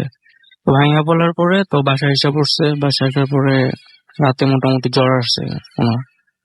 তো জ্বর আসার পরে পরের দিন থেকে আরো জ্বর, মোটামুটি অনেক জ্বর। এখন মানে তার জ্বর থাকার কারণে উনি একেবারে শুকিয়ে গেছে রাসেল ভাই। তো শুকিয়ে যাওয়া অবস্থায় মানে লাস্ট মানে যেদিন জ্বরটা উঠছে ওদিনকে রাতে উনি মানে দেখতে পায় স্বপ্নে যে সাপটা আমাকে দেখাইতেছে যে এটা নষ্ট করছো ডিম, তো আমিও মানে তোমারও এরকম ক্ষতি হবে, 3টা জিনিস আমি তোমার কাছ থেকে নিয়ে নেবো। তো এরকম বলার পরে তোমার যে জ্বর ছিল উনি আর ব্যাপারটা কাউকে শেয়ারও করে না যে স্বপ্ন উনি কি দেখছে বা কি। তো উনি 1 সপ্তাহ টোটালি মানে ওই ঘটনার 1 সপ্তাহ পরে মারা যায়। তো মারা যাওয়ার আগের দিন ওনার ওয়াইফকে শেয়ার করে যায় ব্যাপারটা যে উনি স্বপ্নে এরকম কিছু দেখছে। তো শেয়ার করে যাওয়ার পর মানে ওনার যে ওয়াইফ ছিল মানে সে তখন মানে ভিতরে একটা ভয় ঢুকে যায়, যেহেতু মানে এরকম একটা কিছু হয়েছে। তো এখন ওনার হাজবেন্ড মারা গেছে, তো উনি মানে বলে গেছে যে 3জনের এরকম ক্ষতি হতে পারে। তো এখন তো আরো মানে ফ্যামিলি আরো অনেক সদস্য আছে, তাদেরও ক্ষতি হতে পারে। তো যাই হোক রাসেল ভাই, মানে ওই লোক মারা যাওয়ার 40 দিনের মধ্যেই ওই লোকের বড় ছেলে যে ছিল, তো মানে ওর বড় ছেলে প্লাস ওনার কয়েকটা ফ্রেন্ড মিলে, তখন মোটামুটি একটু শীতকাল ছিল রাসেল ভাই। তো ওনারা মানে শীতকালে এই ব্যাপারটা মানে ওনারা কি করছে, আপনার রাত্রেবেলা বেরিয়ে ওই ওখানে এলাকায় আর কি তার চুরি করার জন্য, কারেন্টের তার চুরি করার জন্য রাত্রে বের হয়েছে। কারণ রাত্রেবেলা সবাই ঘুমায় পড়ে, লাইট ফ্যান অফ করে, তখন চুরি করলে মানে কোনো প্রবলেম হওয়ার বা ধরা খাওয়ার কোনো একটা চান্স থাকবে না। তো ওনারা তার এক পাশ থেকে কেটে মাঠের মধ্যে এক পাশ থেকে তারটা কাটছে, কাটার পর মানে যেভাবে হোক মানে কারেন্টের লাইনটা ওনাদের মানে অন্য পাশ থেকে লাগে 3জন ছিল টোটাল, 3জনই কারেন্টের লাইনে শকে একেবারে ওখানে রাত্রে মারা যায়। তো পরের দিন গ্রামের মানুষরা ব্যাপারটা দেখতে পারে যে আসলে এরকম তার চুরি করতে গিয়ে মানে তারগুলো পেঁচানো ছিল, গোছানো ছিল, চুরি করার পর ওগুলো পেঁচানো ছিল। প্লাস মানে পরের দিন মানে গ্রামের লোকরা বুঝতে পারে যে 3জনই কারেন্টে শর্ট করে রাতে মারা গেছে। তো মানে পুরো তাদের বডি যেখানে কারেন্ট লাগছে পুরোপুরি পুড়ে গেছিল একেবারে। তো যাই হোক এই ঘটনা যাওয়ার আরো কিছুদিন পরে তো ওই ওই লোকের যে লোক মারা গেছে ওই লোকের ওয়াইফ, ওনার ছোট একটা মেয়ে ছিল। তো ওনার মেয়েকে ওনার নানির বাড়িতে পাঠিয়ে দেয়, যাও মানে ওখানে যে সেফ থাকে। তো ওখানে পাঠানোর 7 থেকে 8 দিন পরেই আসলে ভাই যে ঘটনাটা ঘটে, তো ওনাদের বাড়ির পেছনে এই মোটামুটি একটু হাঁটু পানির মতো পানি উঠে যায় বন্যার কারণে। তো ওই মেয়েটা ওখানে যায় আর কি চাপাচাপি করার জন্য। তো যাওয়ার পরে এই আপনার সকাল 10টা 11টার দিকে যায়। তো যাওয়ার পর দুপুর হয়ে গেছে, বিকেল হয়ে গেছে, এখনো আসতেছে না। তো বাসার মানুষ মানে বাসার ওইদিকে খোঁজাখুঁজি করার পরে পরে ওখানে ছোট মেয়েকে মানে পায় যে ঝাপাঝাপি করতেছে, কিন্তু মানে যায় যেটা দেখে যে ওই মেয়েটার মানে মাথাটা পানির মধ্যে ঢোকানো থাকে, মাথাটা পা উপরের দিকে থাকে। তো ওইটা দেখে মানে পরে মহিলা ভয় পায় যায় আর অনেক। তখন বুঝতে পারছে যে আসলে তিনজনই এরকম ঘটনা এরকম ঘটার কথা ছিল। ওনার হাজবেন্ড মারা গেল, তারপরে ওনার ছেলে, তারপর ওনার মেয়ে, তারপরে আসলে তিনজনকে ওনাদের বাসাতেই এক সিরিয়ালে কবর দেওয়া হয়, তিনজনকেই। তো এই ঘটনাটা ঘটার পরে মানে এলাকার মানুষ মানে দিনের বেলা তো দরকার ছাড়া যেত না, রাতের বেলা ভুলো মানে ওদিকে আশেপাশে যেত না আর কি কেউ। তো এটা ছিল আর কি অনেক ধন্যবাদ আপনাকে। আমরা চলে যাই আমাদের পরবর্তী ঘটনা, এবং এখানে আমাদের একটা ইমেল আমরা দেখতে পাচ্ছি এখন। সেই ইমেলটা একটু পড়বো, এবং যিনি পাঠিয়েছেন তিনি হচ্ছেন, আচ্ছা তার নামটা পরে বলবো। রাসেল ভাই, আমার ঘটনা দয়া করে পড়ে শোনাবেন। রাসেল ভাই, আমি জানি আপনি সব সময় ভালোর দলে, তাই জিজ্ঞেস করলাম না কেমন আছেন। আমার নাম শফিকুল ইসলাম, আমি পেশায় একজন মাইক্রো বাস ড্রাইভার। আমার বাসা কুষ্টিয়া জেলার উজান গ্রাম, এই গ্রামে। আমি আজ আপনাদের সঙ্গে আমার জীবনে ঘটে যাওয়া একটি সত্য ঘটনা শেয়ার করব। কথা না বাড়িয়ে সরাসরি আমার ঘটনায় চলে যাই। এটা 2014 সালের কথা। আমি এবং আমার কয়েকজন বন্ধু মিলে ঠিক করলাম যে আমরা স্বপ্নপুর বেড়াতে যাব, এবং যথারীতি আমরা যাওয়ার জন্য মন স্থির করলাম, এবং আমরা মোট 7 জন বন্ধু হলাম। এবং আমরা যখন গিয়েছিলাম তখন মাঘ এবং ফাল্গুনের মাসের মাঝামাঝি সময়, খুব গরমও নয়, ঘুরতে যাওয়ার একদম পারফেক্ট সময় ছিল। এই সময় বেশিরভাগ মানুষ বেড়াতেও যায়। তো যাই হোক, আমরা যথারীতি সবাই আমাদের উজান গ্রাম বাজারে এসে একসাথে জড়ো হলাম, এবং জড়ো হওয়ার পরে আমরা গাড়িতে উঠলাম। যখন গাড়িতে উঠলাম তখন বাজে ঠিক 7:30টার মতো। তো আমি গাড়ি স্টার্ট করলাম। আমরা যখন কুষ্টিয়া পৌঁছালাম তখন বাজে 8টা কি 9টার মতো। গাড়িতে তেল কম ছিল, তাই আমি কুষ্টিয়ার একটা ফিলিং স্টেশন থেকে তেল লোড করলাম, এবং তেল নেয়ার পর সবাই শহরের ভেতর আসলাম, এবং কুষ্টিয়ার মজমপুর গেট থেকে একটা হোটেলে খাওয়া দাওয়া শেষ করে আবার চলতে শুরু করলাম। তখন প্রায় 10:30টার মতো বাজে। তো আমরা একটা সময় নাটোর পৌঁছালাম। বলে রাখা দরকার যে কুষ্টিয়া থেকে নাটোর পৌঁছাতে সময় লাগে 2 ঘন্টার মতো। তো আমরা যখন নাটোর পৌঁছালাম তখন আনুমানিক 12টা কি 1টা বাজে, এবং নাটোর শহর থেকে কিছু দূরে যেতেই একটা খোলা মাঠ পড়ে। মাঠটি আনুমানিক 3 থেকে 4 কিলো হবে। যাই হোক, আমরা যখন মাঠের ঠিক মাঝামাঝি, তখন হঠাৎ আমার গাড়িটা বন্ধ হয়ে যায়। আমি রাস্তার এক পাশে গাড়িটা সাইড করি। তখন গাড়ির ভেতর সবাই ঘুমাচ্ছিল, শুধু আমার ড্রাইভিং সিটের পাশে, অর্থাৎ আমার পাশে আমার যে বন্ধু ছিল সে বাদে। তো আমি বাকিদের ডেকে তুললাম, ওরা উঠলো। তো আমি গাড়ি ঠিক করার জন্য চেষ্টা করতে লাগলাম, কিন্তু ঠিক হচ্ছিল না, কারণ একটা নাট খোলা রেঞ্জ আমার কাছে ছিল না। আমি রাস্তার ওপর দাঁড়ালাম, এবং অন্য কোনো গাড়ি আসলে সাহায্য নিব, কিন্তু গাড়ি আসলেও কেউ থামায় না, কারণ মাঠ আমাদেরও ভয় করতে লাগলো। যাই হোক, টুল বক্স ঘাটতে ঘাটতে অবশেষে রেঞ্জটি পেলাম, গাড়িটা ঠিক হলো। তো আমরা আবার রওনা হলাম। গাড়ির স্পিড ছিল 40-এর মতো, কিন্তু হঠাৎ আমার গাড়ির স্পিড অটোমেটিক বাড়তে লাগলো, কিন্তু আমি স্পিড বাড়াচ্ছিলাম না। মনে করলাম হয়তো ঘুম চলে আসছে, তাই পিক আপে বেশি চাপ পড়ছে, তাই আমি স্পিড কমানোর চেষ্টা করলাম। আমি অ্যাক্সিলারেটর থেকে পা সরিয়ে নিলাম, কিন্তু আশ্চর্য, স্পিড কমে না, বরং বাড়ছে। আমি ভয় পেয়ে গেলাম, এবং পেছনের সিটের ওরা বলছে যে এত জোরে চালাচ্ছিস কেন। যাই হোক, আমি গাড়ি নিয়ন্ত্রণ করার চেষ্টা করলাম। হঠাৎ আমার চোখ পড়লো আমার ডান দিকের গ্লাসে। দেখলাম যে গাড়ির পেছনে সাদা কি যেন একটা বসে আছে। আমি খুব ভয় পেলাম। যাই হোক, আমি কোন রকমে গাড়িটা নিয়ন্ত্রণ করলাম, এবং আমি গাড়িটি থামালাম, এবং গাড়ি থেকে নামলাম। কিছু দেখতে পেলাম না। ওরাও নামলো, বললো যে গাড়ি থামালি কেন। আমি সব বললাম। ওরা বলল, রাত জেগে গাড়ি চালাচ্ছিস, এই জন্য হয়তো চোখে ভুল দেখছিস। আমরা আবার যথারীতি চলতে শুরু করলাম। কিছুক্ষণ পর জোরে একটা ঝাঁকুনি অনুভব করলাম। মনে হলো পেছন থেকে একটা গাড়ি এসে ধাক্কা মারলো, কিন্তু পেছনে কোনো গাড়ি নেই। এবার সবাই খানিকটা অনুভব করলো। হঠাৎ জোরে বাতাস বইতে লাগলো, কিন্তু আকাশে কোনো মেঘ ছিল না। হঠাৎ সামনে দেখি রাস্তার মাঝে একটা লাশ, মনে হচ্ছিল এইমাত্র অ্যাক্সিডেন্ট হয়ে গেছে। আমার পাশে সেও দেখেছে। আমি গাড়ি থামালাম, নেমে দেখি কিছুই নেই। যাই হোক, গাড়িতে উঠবো এমন সময় যা দেখলাম সেটা আরো অদ্ভুত। সেটা দেখে আমি দেখি যে আমার চাকার নিচে সেই লাশটি, যার মাথা নেই, গাড়ির চাকার সাথে মিশে আছে এবং এবং এবং মনে হচ্ছিল যে এই মাত্র অ্যাক্সিডেন্ট হয়েছে। আচ্ছা, এবং এবং আমি চিৎকার দিলাম। আমার চিৎকার শুনে বাকিরা নেমে আসে, তারাও একই ঘটনা দেখলো। দোয়া দুরুদ যে যাই পারে চোখ বুজে তাই পড়া শুরু করলাম। তারপর চোখ খুলে দেখি কিছুই নেই। তো আমরা রওনা দিলাম। এক সময় আমরা আমাদের গন্তব্যে পৌঁছালাম, কিন্তু সেই রাত্রের ব্যাখ্যা আজও জানতে পারিনি। এই ছিল আমার ঘটনা।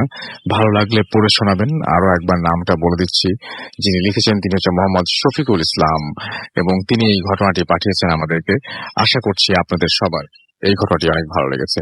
আমরা চলে যাব আমাদের পরবর্তী অতিথির কাছে, এবং আপনার নামটা আমরা একটু শুনবো, এবং আমি জানতে চাইবো যে আপনি কোথা থেকে এসেছেন। তারপরে চলে যাবো আপনার ঘটনায়।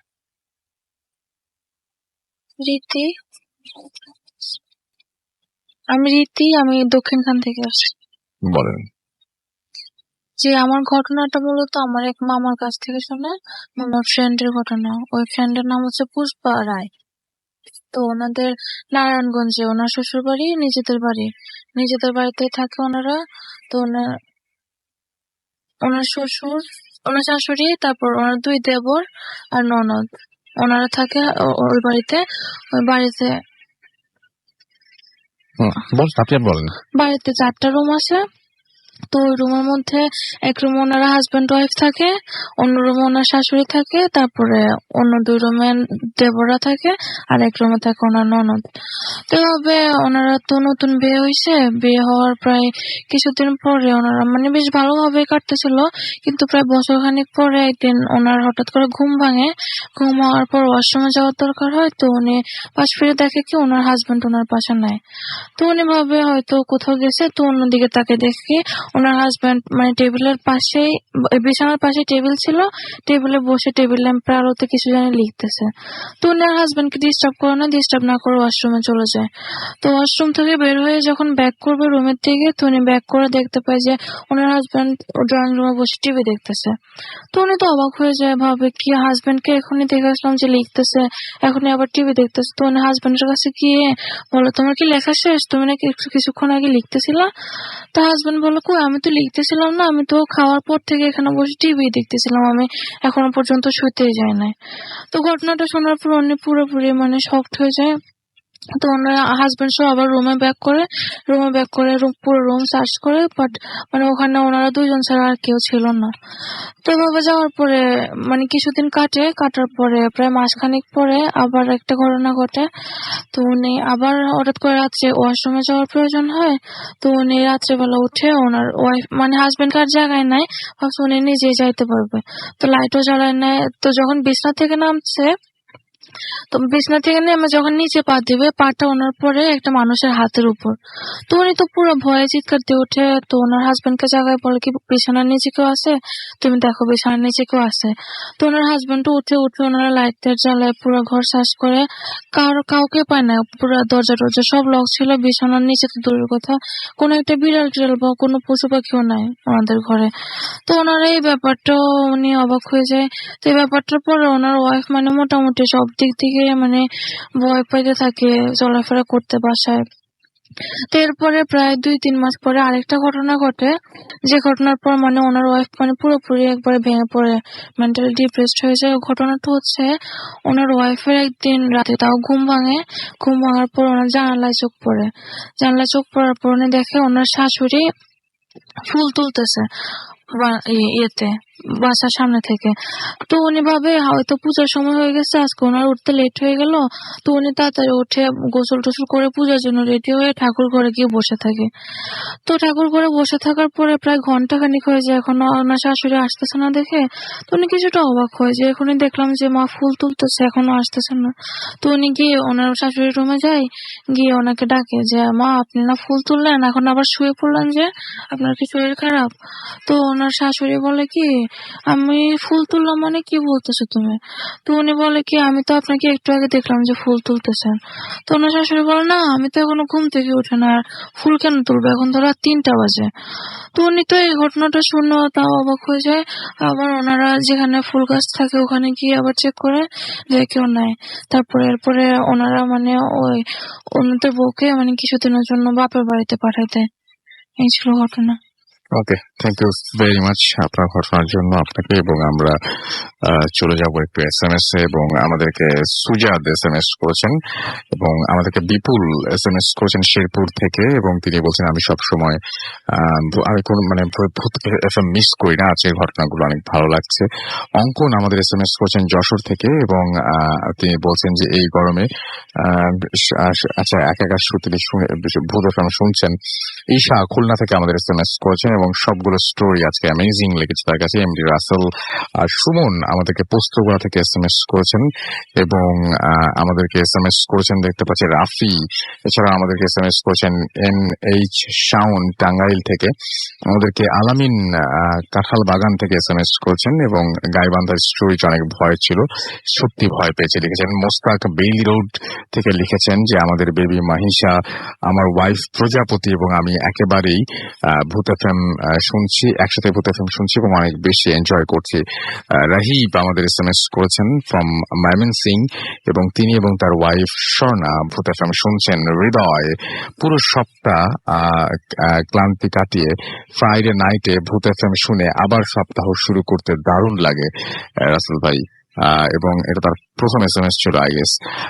এছাড়া আমাদেরকে নাইম বলেছেন আজকের ভূত FM ভালো লাগছে, আমাদেরকে নাইস স্টোরি লিখেছেন হাসান। এছাড়াও রিজওয়ান আমাদের লিখেছেন যে ভয় লাগছে। শুভ গোপালগঞ্জ থেকে আমাদের SMS করেছেন। আবিদ আমাদের SMS করেছেন। রাজীব এবং লোপা SMS করেছেন রামপুরা থেকে। সম্রাট পাবনা থেকে আমাদের SMS করেছেন। আবেদ আমাদের SMS করেছেন উপশহর সিলেট থেকে। এছাড়াও সোহাগ আমাদের SMS করেছেন রংপুর থেকে। আমাদেরকে SMS করেছেন মেহেদি এবং সুমাইয়া SMS করেছেন আমাদেরকে রনি শিমু।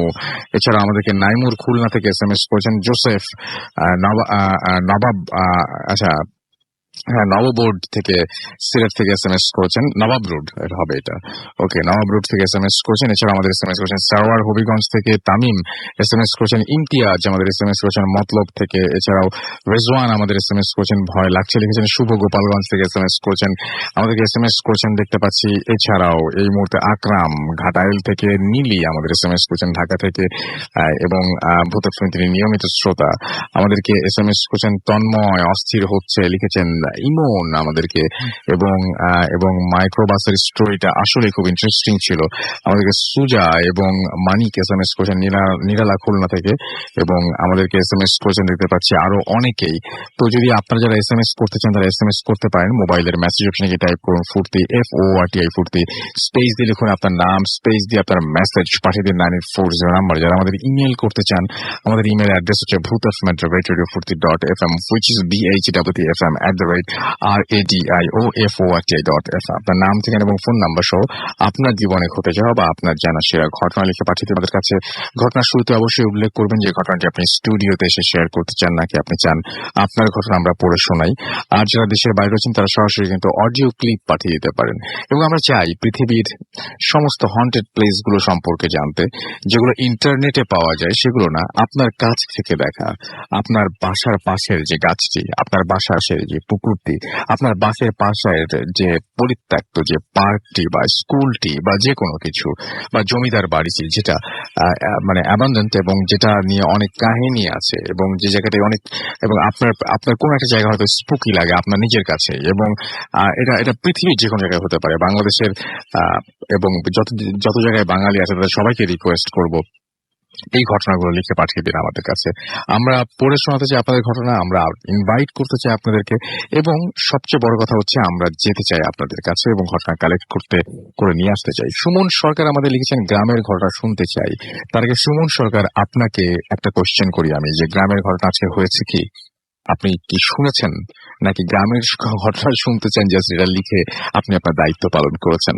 আমাদেরকে এছাড়াও অনেক এসএম এখানে দেখতে পাচ্ছি ফেসবুকে লিখেছেন, রায়হান কাইসার আমাদের এখানে লিখেছেন, এছাড়াও আমাদের এখানে লিখেছেন দেখতে পাচ্ছি তৃতীয় নয়ন, এছাড়াও আমাদেরকে লিখেছেন রিফাত ভুঁইয়া, এবং আমাদেরকে এছাড়াও দেখতে পাচ্ছি লিখেছেন যে হিমেল হাকিম, এছাড়াও আমাদের এখানে ট্র্যাজেডি বয় রুবেল আমাদের এখানে লিখেছেন, এমডি রিফাত, এছাড়া আমাদের এখানে পারভেজ রহমান সহ আরো অনেকে লিখেছেন। আমি অবশ্যই বলবো যে আপনারা যারা এখানে লিখছেন এবং যারা আপনারা আমাদের সঙ্গে রয়েছেন তারা অবশ্যই বলবেন কোন ঘটনা ভালো লাগছে, কোন ঘটনা খারাপ লাগছে, কেন ভালো লাগছে, কেন খারাপ লাগছে, সেগুলো সবকিছু লিখতে পারেন। কারণ খারাপ লাগলেও লিখতে হবে এই কারণে, যারা খারাপ লাগছে এই কথাটা লিখছেন তারা ডেফিনেটলি ভাবছেন যে আমরা এর চাইতে আরো ভালো করতে পারি, সেই জন্য আপনারা লিখছেন যে আরে ভূত ফিল্ম দিয়ে চাইতে ভালো হতে পারে। হ্যাঁ, সো আমরা সেটাকে অ্যাপ্রিসিয়েট করি। And thank you very much আমাদের সঙ্গে থাকার জন্য। আমাদের ছোট্ট বিরতিতে যেতে হচ্ছে, আমাদেরকে বিরতির পরে আবারও ফিরে আসবো আপনাদের সঙ্গে নতুন অতিথি নিয়ে। সেই পর্যন্ত আমাদের সঙ্গেই থাকুন। স্টে টিউনড টু রেডিও ফুর্তি এন্ড ডোন্ট স্টপ দ্য ফুর্তি। Mood FM. The night comes alive with Gramophone.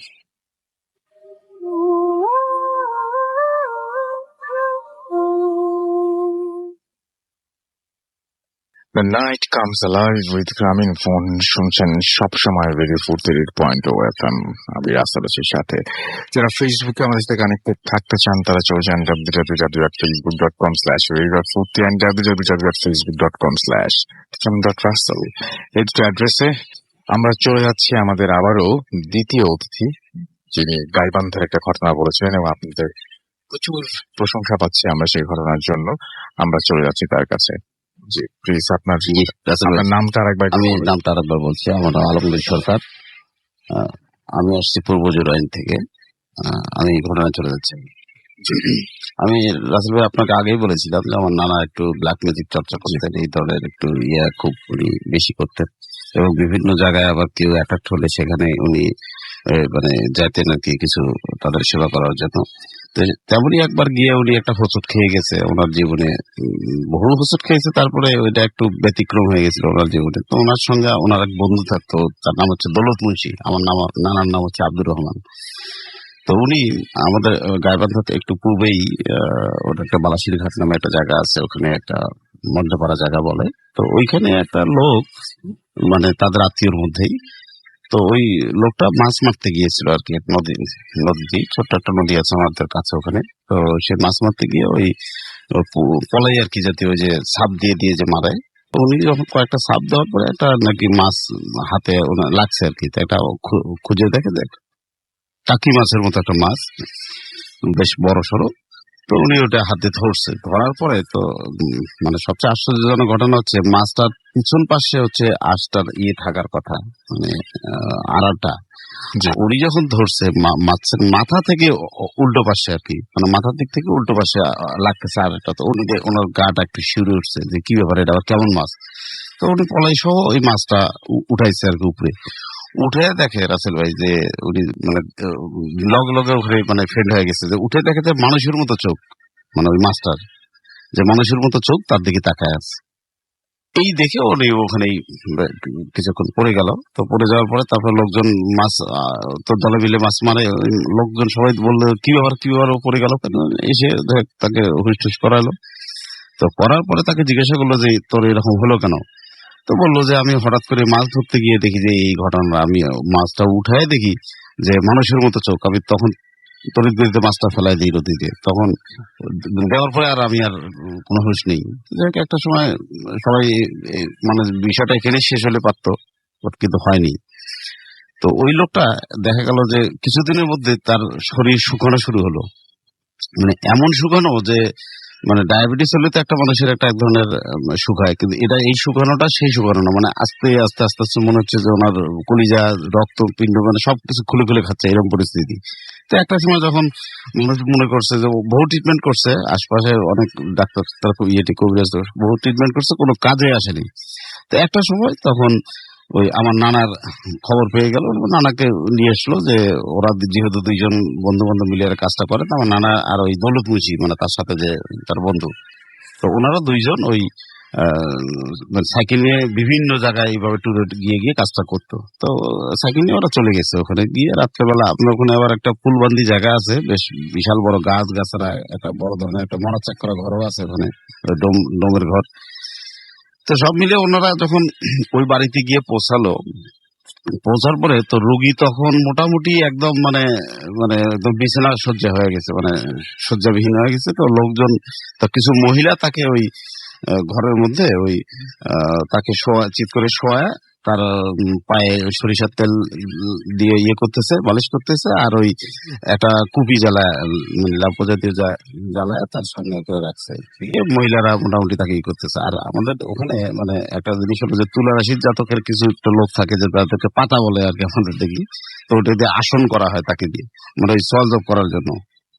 তো তখন আমার ওই নানা তার বন্ধু মিলে ওই লোকটাকে তখন ওই তার দুই হাতে সরিষার তেল লাগাই দিয়ে তাকে আসন দিয়ে দিছে, দিয়ে এখন মানে তাকে সলভ করবে। তো ইন্ডিমিটাবে মন্ত্রটা তো পড়ছে, সবকিছু পড়ছে। তো এমন সময় দেখে যে পশ্চিম উত্তরে, ওই বাড়িটার পশ্চিম উত্তরে জ্যোৎস্না রাত, একদম ফটফটে চোখে সবকিছু স্পষ্ট, মানে দিবালোকের মতো। কিন্তু ওই পশ্চিম আর উত্তর পাশে দেখে ওই কোনাসে দিয়ে একটা বাঁশঝাড় আছে ওনাদের, ওই বাড়ির ওই এলাকার বাঁশঝাড় ছিল। তো দেখে যে হঠাৎ অন্ধকার, মানে এমন এক অন্ধকার অবস্থা পরিবেশ বিরাজ হলো যে মানে যে এখনই দেখা যাচ্ছে সব দিকেই দিনের আলোর মতো চাঁদের আলোটা, আর অথচ ওই জায়গাটা কেন কালো হয়ে গেল। হঠাৎ কালো অন্ধকার হয়ে একটা পাক দিয়ে ওই বাঁশের ঝাড়ের একদম বিশাল করে একটা বাতাসটা জুড়ে তারপরে এসে ওই পাতাটা, যে আসন দিছে যে লোকটারে, পাতাটা তাকে উঠায় একটা আছাড় দিল। এমন আছাড় দিয়ে দিছে, তার নানা বললো যে তার এক জিভা বের হয়ে গেছে, অনেকটা এরকম পরিস্থিতি। তো ওরা তো মনে করছে তো মরে গেছে। তারা দুইজন করছে কি, দুই বন্ধু মিলে এখন মানে পটলাবাটলি গুছাইতেছে যে এখন পালানো ছাড়া তো বুদ্ধি নেই, মনে করছে যে এ তো মরে গেছে। তো যাই এখানে ঘটনাটা শেষ হলে পারতো। তো সবচেয়ে যে বড় দুঃখজনক ঘটনা হলো যে ওই পাতাটারে ওখানে ফেলায় দেওয়ার পরে ওখান থেকে একটা অবয়বের মতো, একটা বাতাসের মতো একটা দ্রুত গতিতে ওই যে রোগীটা যেখানে ছিল, যে ঘরটাতে তাকে পাহারা দিচ্ছিল মহিলারা, ওই রোগীর ঘরে গিয়ে একটা বাতাসের মতো, পরে মহিলারা তখন তাকে বলছে, মানে নানারা যেটা জানছে পরে, যে ওই মহিলাদেরকে হঠাৎ করে একটা বড় বললো একটা বাতাস অনুভব হলো, একটা আসলো, এসে একটা অবয়বের মতো একটা লম্বা, মানে 43 ফিট, মানে মনে হচ্ছে টিনের চাল ভেদ করে যেন মানে আকাশের মতো উপরে উঠে গেছে, এরকম একটা অবয়ব। তার ঠিক পাটা ওই লাশ, যে লোকটাকে আর কি রোগী, মানে যে লোকটাকে চিৎ করে শোয়ায় যে তাকে ইয়ে করছে, ওই তার গলা বরাবর একটা পা এমন চাপ দিল, লোকটার সাথে সাথে ক্যাচ করে উঠে মারা গেল। এই চিল্লাপালা মহিলারা সব কান্নাকাটি শুরু করছে যে মারা গেল এই করতে করতে পরে একটা সময় নানা আর ওই সেই দৌলত মুছি, ওনারা দুইজন সাইকেল নিয়ে রাসেল যেই পরিমাণে দৌড়ানি দিছে, মানে জীবনে আমরা এরকম কোনোদিন ভয় পাইনি, যা আমাদের জীবনে এইরকম ভয়। তো এই পরে আরো সবচেয়ে বড় আশ্চর্যজনক ঘটালো, নানার এবং তার বন্ধু যখন আসতেছিল, ঠিক ওই যে সেই পুল গাছের ওখানে যে ছিল, ওইখান থেকে আমার নারে বলতেছে, আব্দুর রহমান আমার একটু নিয়ে যা, একটু খারা। কিন্তু এত আমরা 5-7 মাইল দূরের এলাকা থেকে আসছি এখানে একটা ইয়ে করতে, এখানে আমাদের চিনলোকে। তো নানার দৌলত মুন্সি তাকে বলতেছে পিছনের দিকে তাকাস না, তাড়াতাড়ি দৌড়া। নানা পিছনে ছিল, তো এখন এত জোরে সাইকেল বলা চালাচ্ছে, নানার যে সম্পূর্ণ শরীর ঘেমে, মানে তার শরীরে যত শক্তি ছিল এই শক্তি দিয়ে সাইকেল চালাচ্ছে, বাট মনে হচ্ছে যে সাইকেল আগাচ্ছে না। কিন্তু ওদিক থেকে আবার বলতেছে যে আব্দুর রহমান আমার নিয়ে যা খারাপ। এই করতে করতে যখন সে দাঁড়ালো না, তখন বললো বেটা বাঁচিয়ে গেলি, তখন কবিরাজি আজকে মানে শিখাইতাম যে কেমনে কবিরাজি করিস তোরা, এই কথা বলে তখন এই নানা তো ওরা দুইজন দৌড়তে সামনে একটা বাড়ি পেয়ে কোন রকমে বাড়িতে যা বসে ডাক দিয়ে বলছে ভাই আমাদেরকে একটু পানি খাওয়ান, বলেই ওখানে পড়ে গেছে নানা, দুইজনের সেখানে। এই তারপরে সকালবেলা খবর টোর পেয়ে তো আমাদের এলাকা থেকে লোকজন গেল, যা আমরা পরে আমাদের নিয়ে এসছে। এই ছিল আমার মোটামুটি ঘটনাটা। ওকে, অনেক ধন্যবাদ আপনাকে। আমরা আমাদের পরবর্তী ঘটনায় যাই, তারপরে আমরা এসএমএস এবং অন্য সবকিছুতে আসি। আপনার নামটা প্লিজ একটু বলবেন না, আমরা এবং আপনি কোথা থেকে এসেছেন সেটা একটু আমাদেরকে বলেন। জি ভাইয়া, আমি মোহাম্মদ আনাস, আমি মগবাজার থেকে এসেছি। জি। তো ভাইয়া আমি সরাসরি আমার ঘটনা চলে যাচ্ছি। আমার গ্রামের বাড়ি সিলেট, যদিও আমি মানে সিলেটে তো আমার একটা যাওয়া হয় না, তো আমি 2বার গেছি সিলেটে, একবার আমার মা বাবার সাথে এবং লাস্ট বার যাই আমার ফ্রেন্ডসদের সাথে। তো ভাইয়া ঘটনাটি অ্যাকচুয়ালি আমার ফ্রেন্ডসদের সাথে যাওয়ার পরই হয়। ঘটনাটি এমন ছিল যে ভাইয়া ফ্রেন্ডসরা হলে আর কি যা হয় যে নর্মালি আমরা মজা টজা করি। তো আমরা রাত্রের বেলা ডিসাইড করলাম যে আমরা বের হব, মানে গ্রামটা ঘুরবো। তো ভাইয়া যখন আমরা বের হলাম, দেন আমরা মানে আসলে ভাইয়া নর্মালি মানে আমাদের গ্রামের মানে আমাদের বাসাটা আপনার রোড থেকে একটু বেশি দূরে ছিল, যার কারণে হেঁটে হেঁটে আসতে হতো, মানে অনেক দূর পর্যন্ত হাঁটতে হতো। তবে আমরা সড়ক দিয়ে হাঁটছিলাম, রোড দিয়ে। তো হাঁটছিলাম আমরা যে যার মতন হাঁটছিলাম, কেউ গান শুনছি, কেউ মজা করছি, এরকম একটা হাঁটতেছিলাম। তো হাঁটতে হাঁটতে হাঁটতে হাঁটতে আমরা ঘোরা টোরা শেষ, আমরা অনেক দূর পর্যন্ত ঘুরলাম, তো আড্ডা দিলাম। তো আমরা যখন নাকি বাসায় ব্যাক করি, তো ভাইয়া ব্যাক করার সময় মানে আমি আমার ফ্রেন্ডসরা তো সবাই একসাথে ছিলাম, বাট সাডেন আমার একটা বাসা থেকে আমার ফ্রেন্ডের ফোন আসে আর কি। তো ফোন আসার পর ভাই আমি ফোন পিক করি। ফোন পিক করার পর আমি ওদেরকে বলেছি যে আমার ফোন দিচ্ছে, তো ওর সাথে একটু কথা বলছি। তো আমি কথা বলতেছিলাম, তো কথা বলতে বলতে মানে আমি একটু বেশি কথা বলছিলাম, যার কারণে ভাইয়া আমার ফ্রেন্ডরা যেমন আয়াজ, নোমান, হীরা, মানে আমার কিছু ফ্রেন্ড আছে, তো ওরা ভাইয়া খুব বিরক্ত ফিল করতেছিল যে আমি ঘুরতে আসছি ওদের সাথে, তো কেনই না আমি ওদেরকে টাইম দিচ্ছি না, কারণ আমি ফোনে বেশি টাইম স্পেন্ড করছি। তো যাই হোক ভাইয়া, ওরা ব্যাপারটা মানে একটু খারাপ ভাবে নিল যে ওদের সাথে টাইম স্পেন্ড করলাম না। যাই হোক, তো ওরা জানতো নর্মালি যে আমি মানে ভূত জিন যাই হোক এগুলাকে একটু মানে বেশি ভয় পাই। তো ভাইয়া আমি ভয় পাই, তো ওরা জানতো যে ভয় পাই, তো ওরা যদি মানে উল্টা পুল্টা কিছু করে বা যদি ফানও করে তাহলে আমি ব্যাপারটা সিরিয়াসলি নিয়ে নেবো। তো যাই হোক বাবা, ওরা আমার ভয় দেখাইছে। তো ভাইয়া ফার্স্ট অফ অল যখন ওরা আমার ফার্স্টে ভয় দেখাইছে, তখন আমি বুঝতে পারছি যে না, ফ্রেন্ডরাই ফান করতেছে, তো ওইরকম ভাবে ব্যাপারটা নেওয়ার কিছুই নেই। বাট ভাইয়া মানে রাস্তাটার কিছু ডিসক্রিপশন দেই। মানে আমরা যে রোডে হাঁটছিলাম, এর দুপাশেই ছিল মানে এক পাশে ধান ক্ষেত এবং এক পাশে একটা নদী ছিল ভাইয়া, বিশাল এক নদী। তো আসলে ভাই আমরা হাঁটতেছিলাম, তো তেমন এক অবস্থায় ওরা আমাদের ভয় দেখানোর জন্য কেউ কেউ মানে ধান ক্ষেতের এখানে চলে যাচ্ছে, কেউ কেউ গাছের পাশে চলে যাচ্ছে, কেউ কেউ বা আমার পিছনে পিছনে হাঁটতেছে, বিভিন্ন রকমের সাউন্ড করতেছে। তো ওরা এরকম করতেছে, তো ভাইয়া আমি ব্যাপারগুলো দেখতেছি, তো যার কারণে নর্মালি ছিলাম। কিন্তু ভাইয়া এক সময় ফোনে কথা বলতে বলতে মানে ওদের বলছি যে ডিস্টার্ব করিস না, আমি একটু ফোনে কথা বলতে বলতে বলতে আমি মানে একটু বেশি সামনে গিয়ে যাই, যার কারণে মানে ওদের থেকে আমার ডিস্টেন্স একটু বেশি ছিল। তো ভাইয়া কাহিনীটা অ্যাকচুয়ালি সেখানেই হয় আর কি। তো আমার কাহিনীটা এটা ছিল ভাইয়া যে আমি হাঁটতেছিলাম, তো ভাইয়া পিছন থেকে ওরা ওই যে বললাম সাউন্ড করতেছিল, তো ভাইয়া তেমন এক মানে কিছু কিছু মানে সাউন্ড মানে সাধারণ না ভাইয়া, মানে একটু অন্যরকম সাউন্ড, দেন কিছু বাজে গন্ধ আমি ফিল করতেছিলাম। তো ভাইয়া এরকম গন্ধ ফিল করতেছি, বাজে কিছু মানে এরকম উল্টোপাল্টা সাউন্ড আসতেছে। তো ভাবলাম যে না, এটা মেবি আমার হ্যালুসিনেশন হইতেছে, তো ব্যাপারটা আমি নর্মালি নেই। কিন্তু ভাইয়া আমি যখন আরেকটু সামনে বাড়ি, তখন দেখি যে মানে আমার থেকে 4-5 হাত লম্বা একজন আমার সামনে দাঁড়াই ছিল। তো ভাইয়া আমি ব্যাপারটা দেখে আমি ওখানে যে সাইলেন্ট স্টপ হয়ে যাই।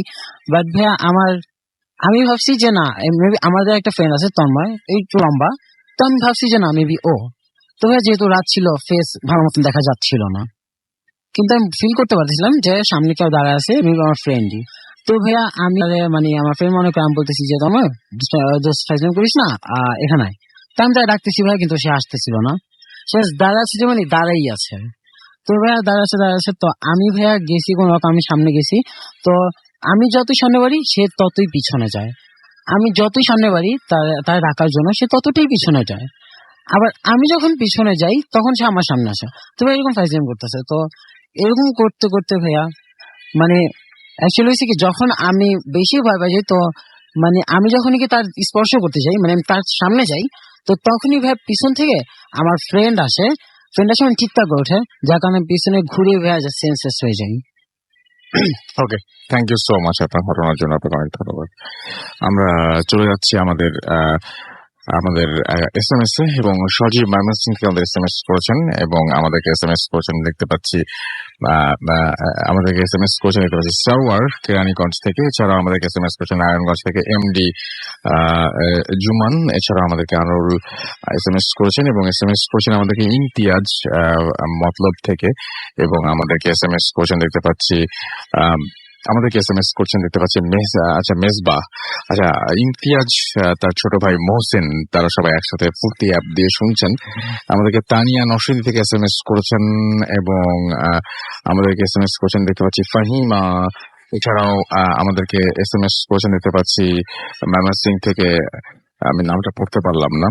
এছাড়াও পালকি আমাদের SMS করেছেন এবং পালকি মাসুম আমাদের SMS করেছেন। আহিয়া মাহমুদ আমাদের SMS করেছেন দেখতে পাচ্ছি আরো অনেকেই। আপনি যদি SMS করতে চান মোবাইলের মেসেজ অপশনে গিয়ে টাইপ করুন ফুর্তি FORT ফুর্তি, স্পেস দিয়ে লিখুন আপনার নাম, স্পেস দিয়ে আপনার মেসেজ পাঠিয়ে দিন 9840 নম্বরে।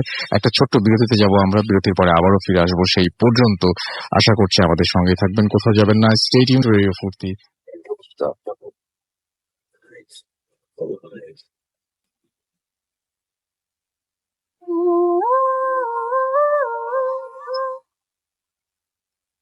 ওয়েলকাম ব্যাক, শুনছেন সবসময় রেডিও ফুর্তি 8.0 FM। আমি রাস্তাল আছি সাথে, এবং এখন আপনারা শুনছেন ভূত FM। আমি দেখতে পাচ্ছি যে আরো অনেকেই আমাদের সঙ্গে আছেন এবং লিখছেন তারা ফেসবুকে।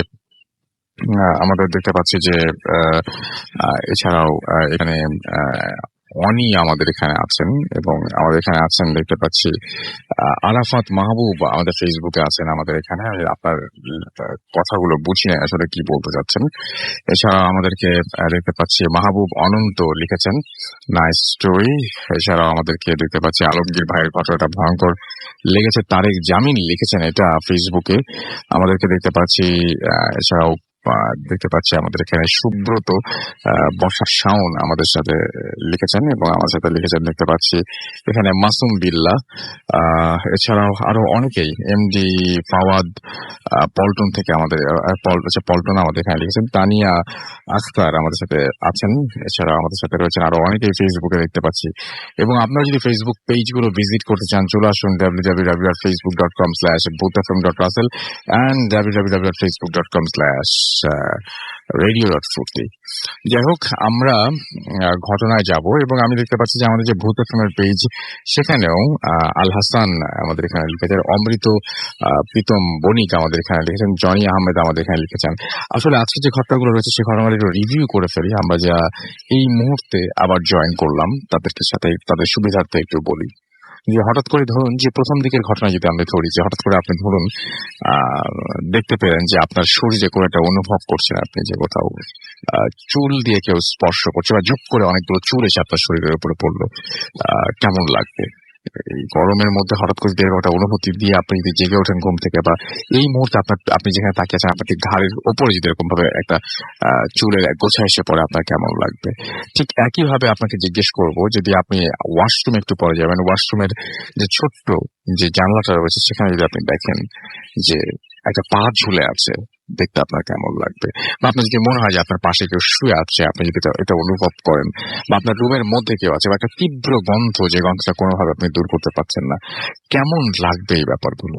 আমাদেরকে SMS দিয়ে জানাতে পারেন এবং এই বিষয়ের উপরে SMS করতে পারেন। আমরা ডেফিনেটলি সেটা পড়ে ফেলার চেষ্টা করবো।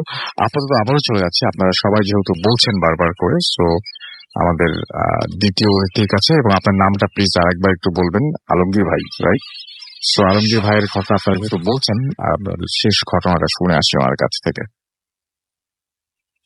জি, আরেকবার নামটা বলবেন প্লিজ। জি, আমার নাম আলমগীর সরকার। আমি এসেছি পূর্ব জোরাইন থেকে।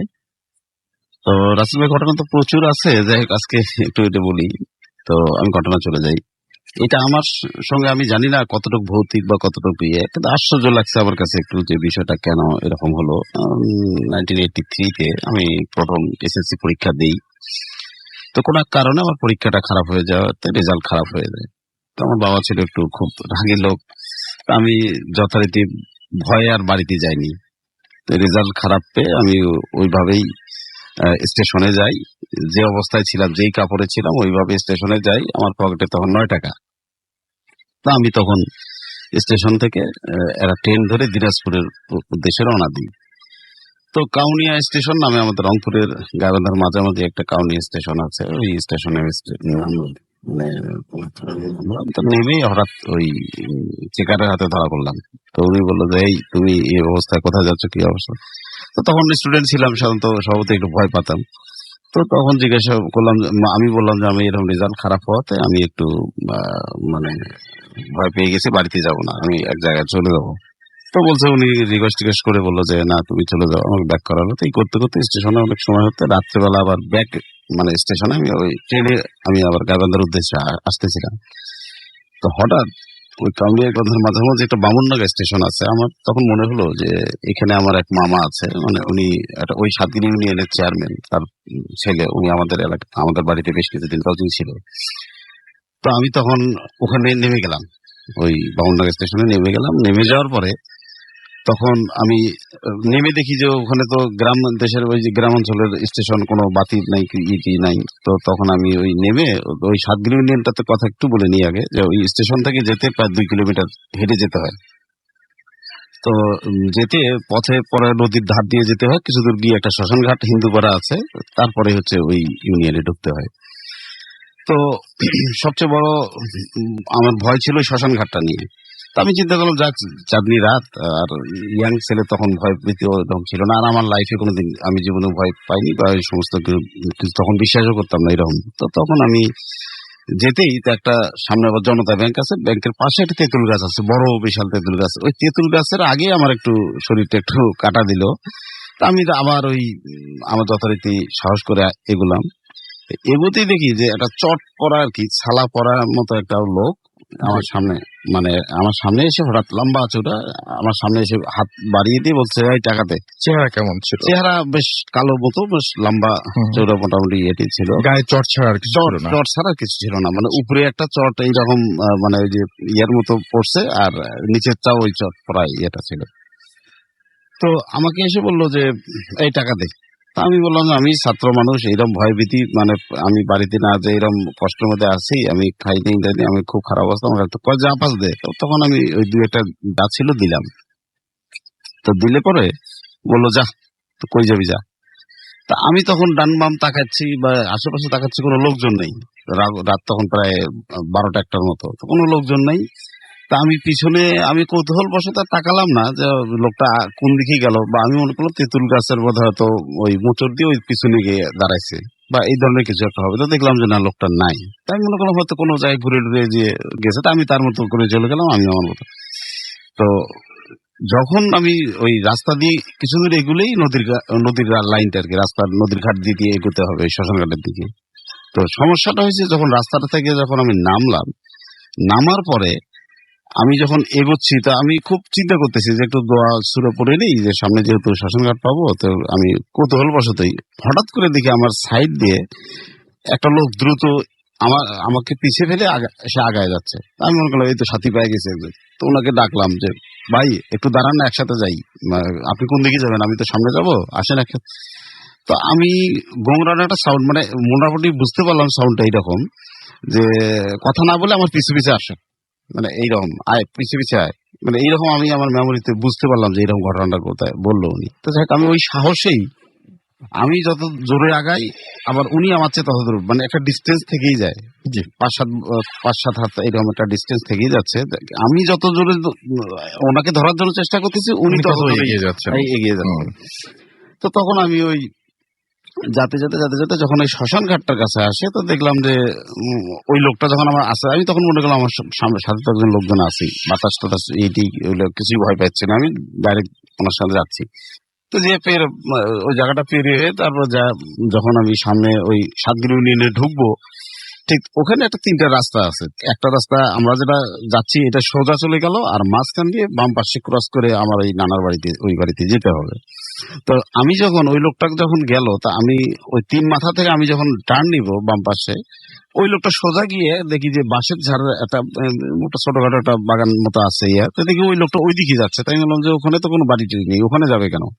তো দেখি ওই জায়গায় যাওয়ার পরে আর লোকটা দাদা আমি কোনো খবরই পেলাম না। পরে আমি আস্তে করে বাম পাশে টার্ন নিয়ে চলে গেলাম আমার নানার বাড়িতে, যাই আমার মামাকে নানাকে ওদেরকে ডাকে উঠাইলাম।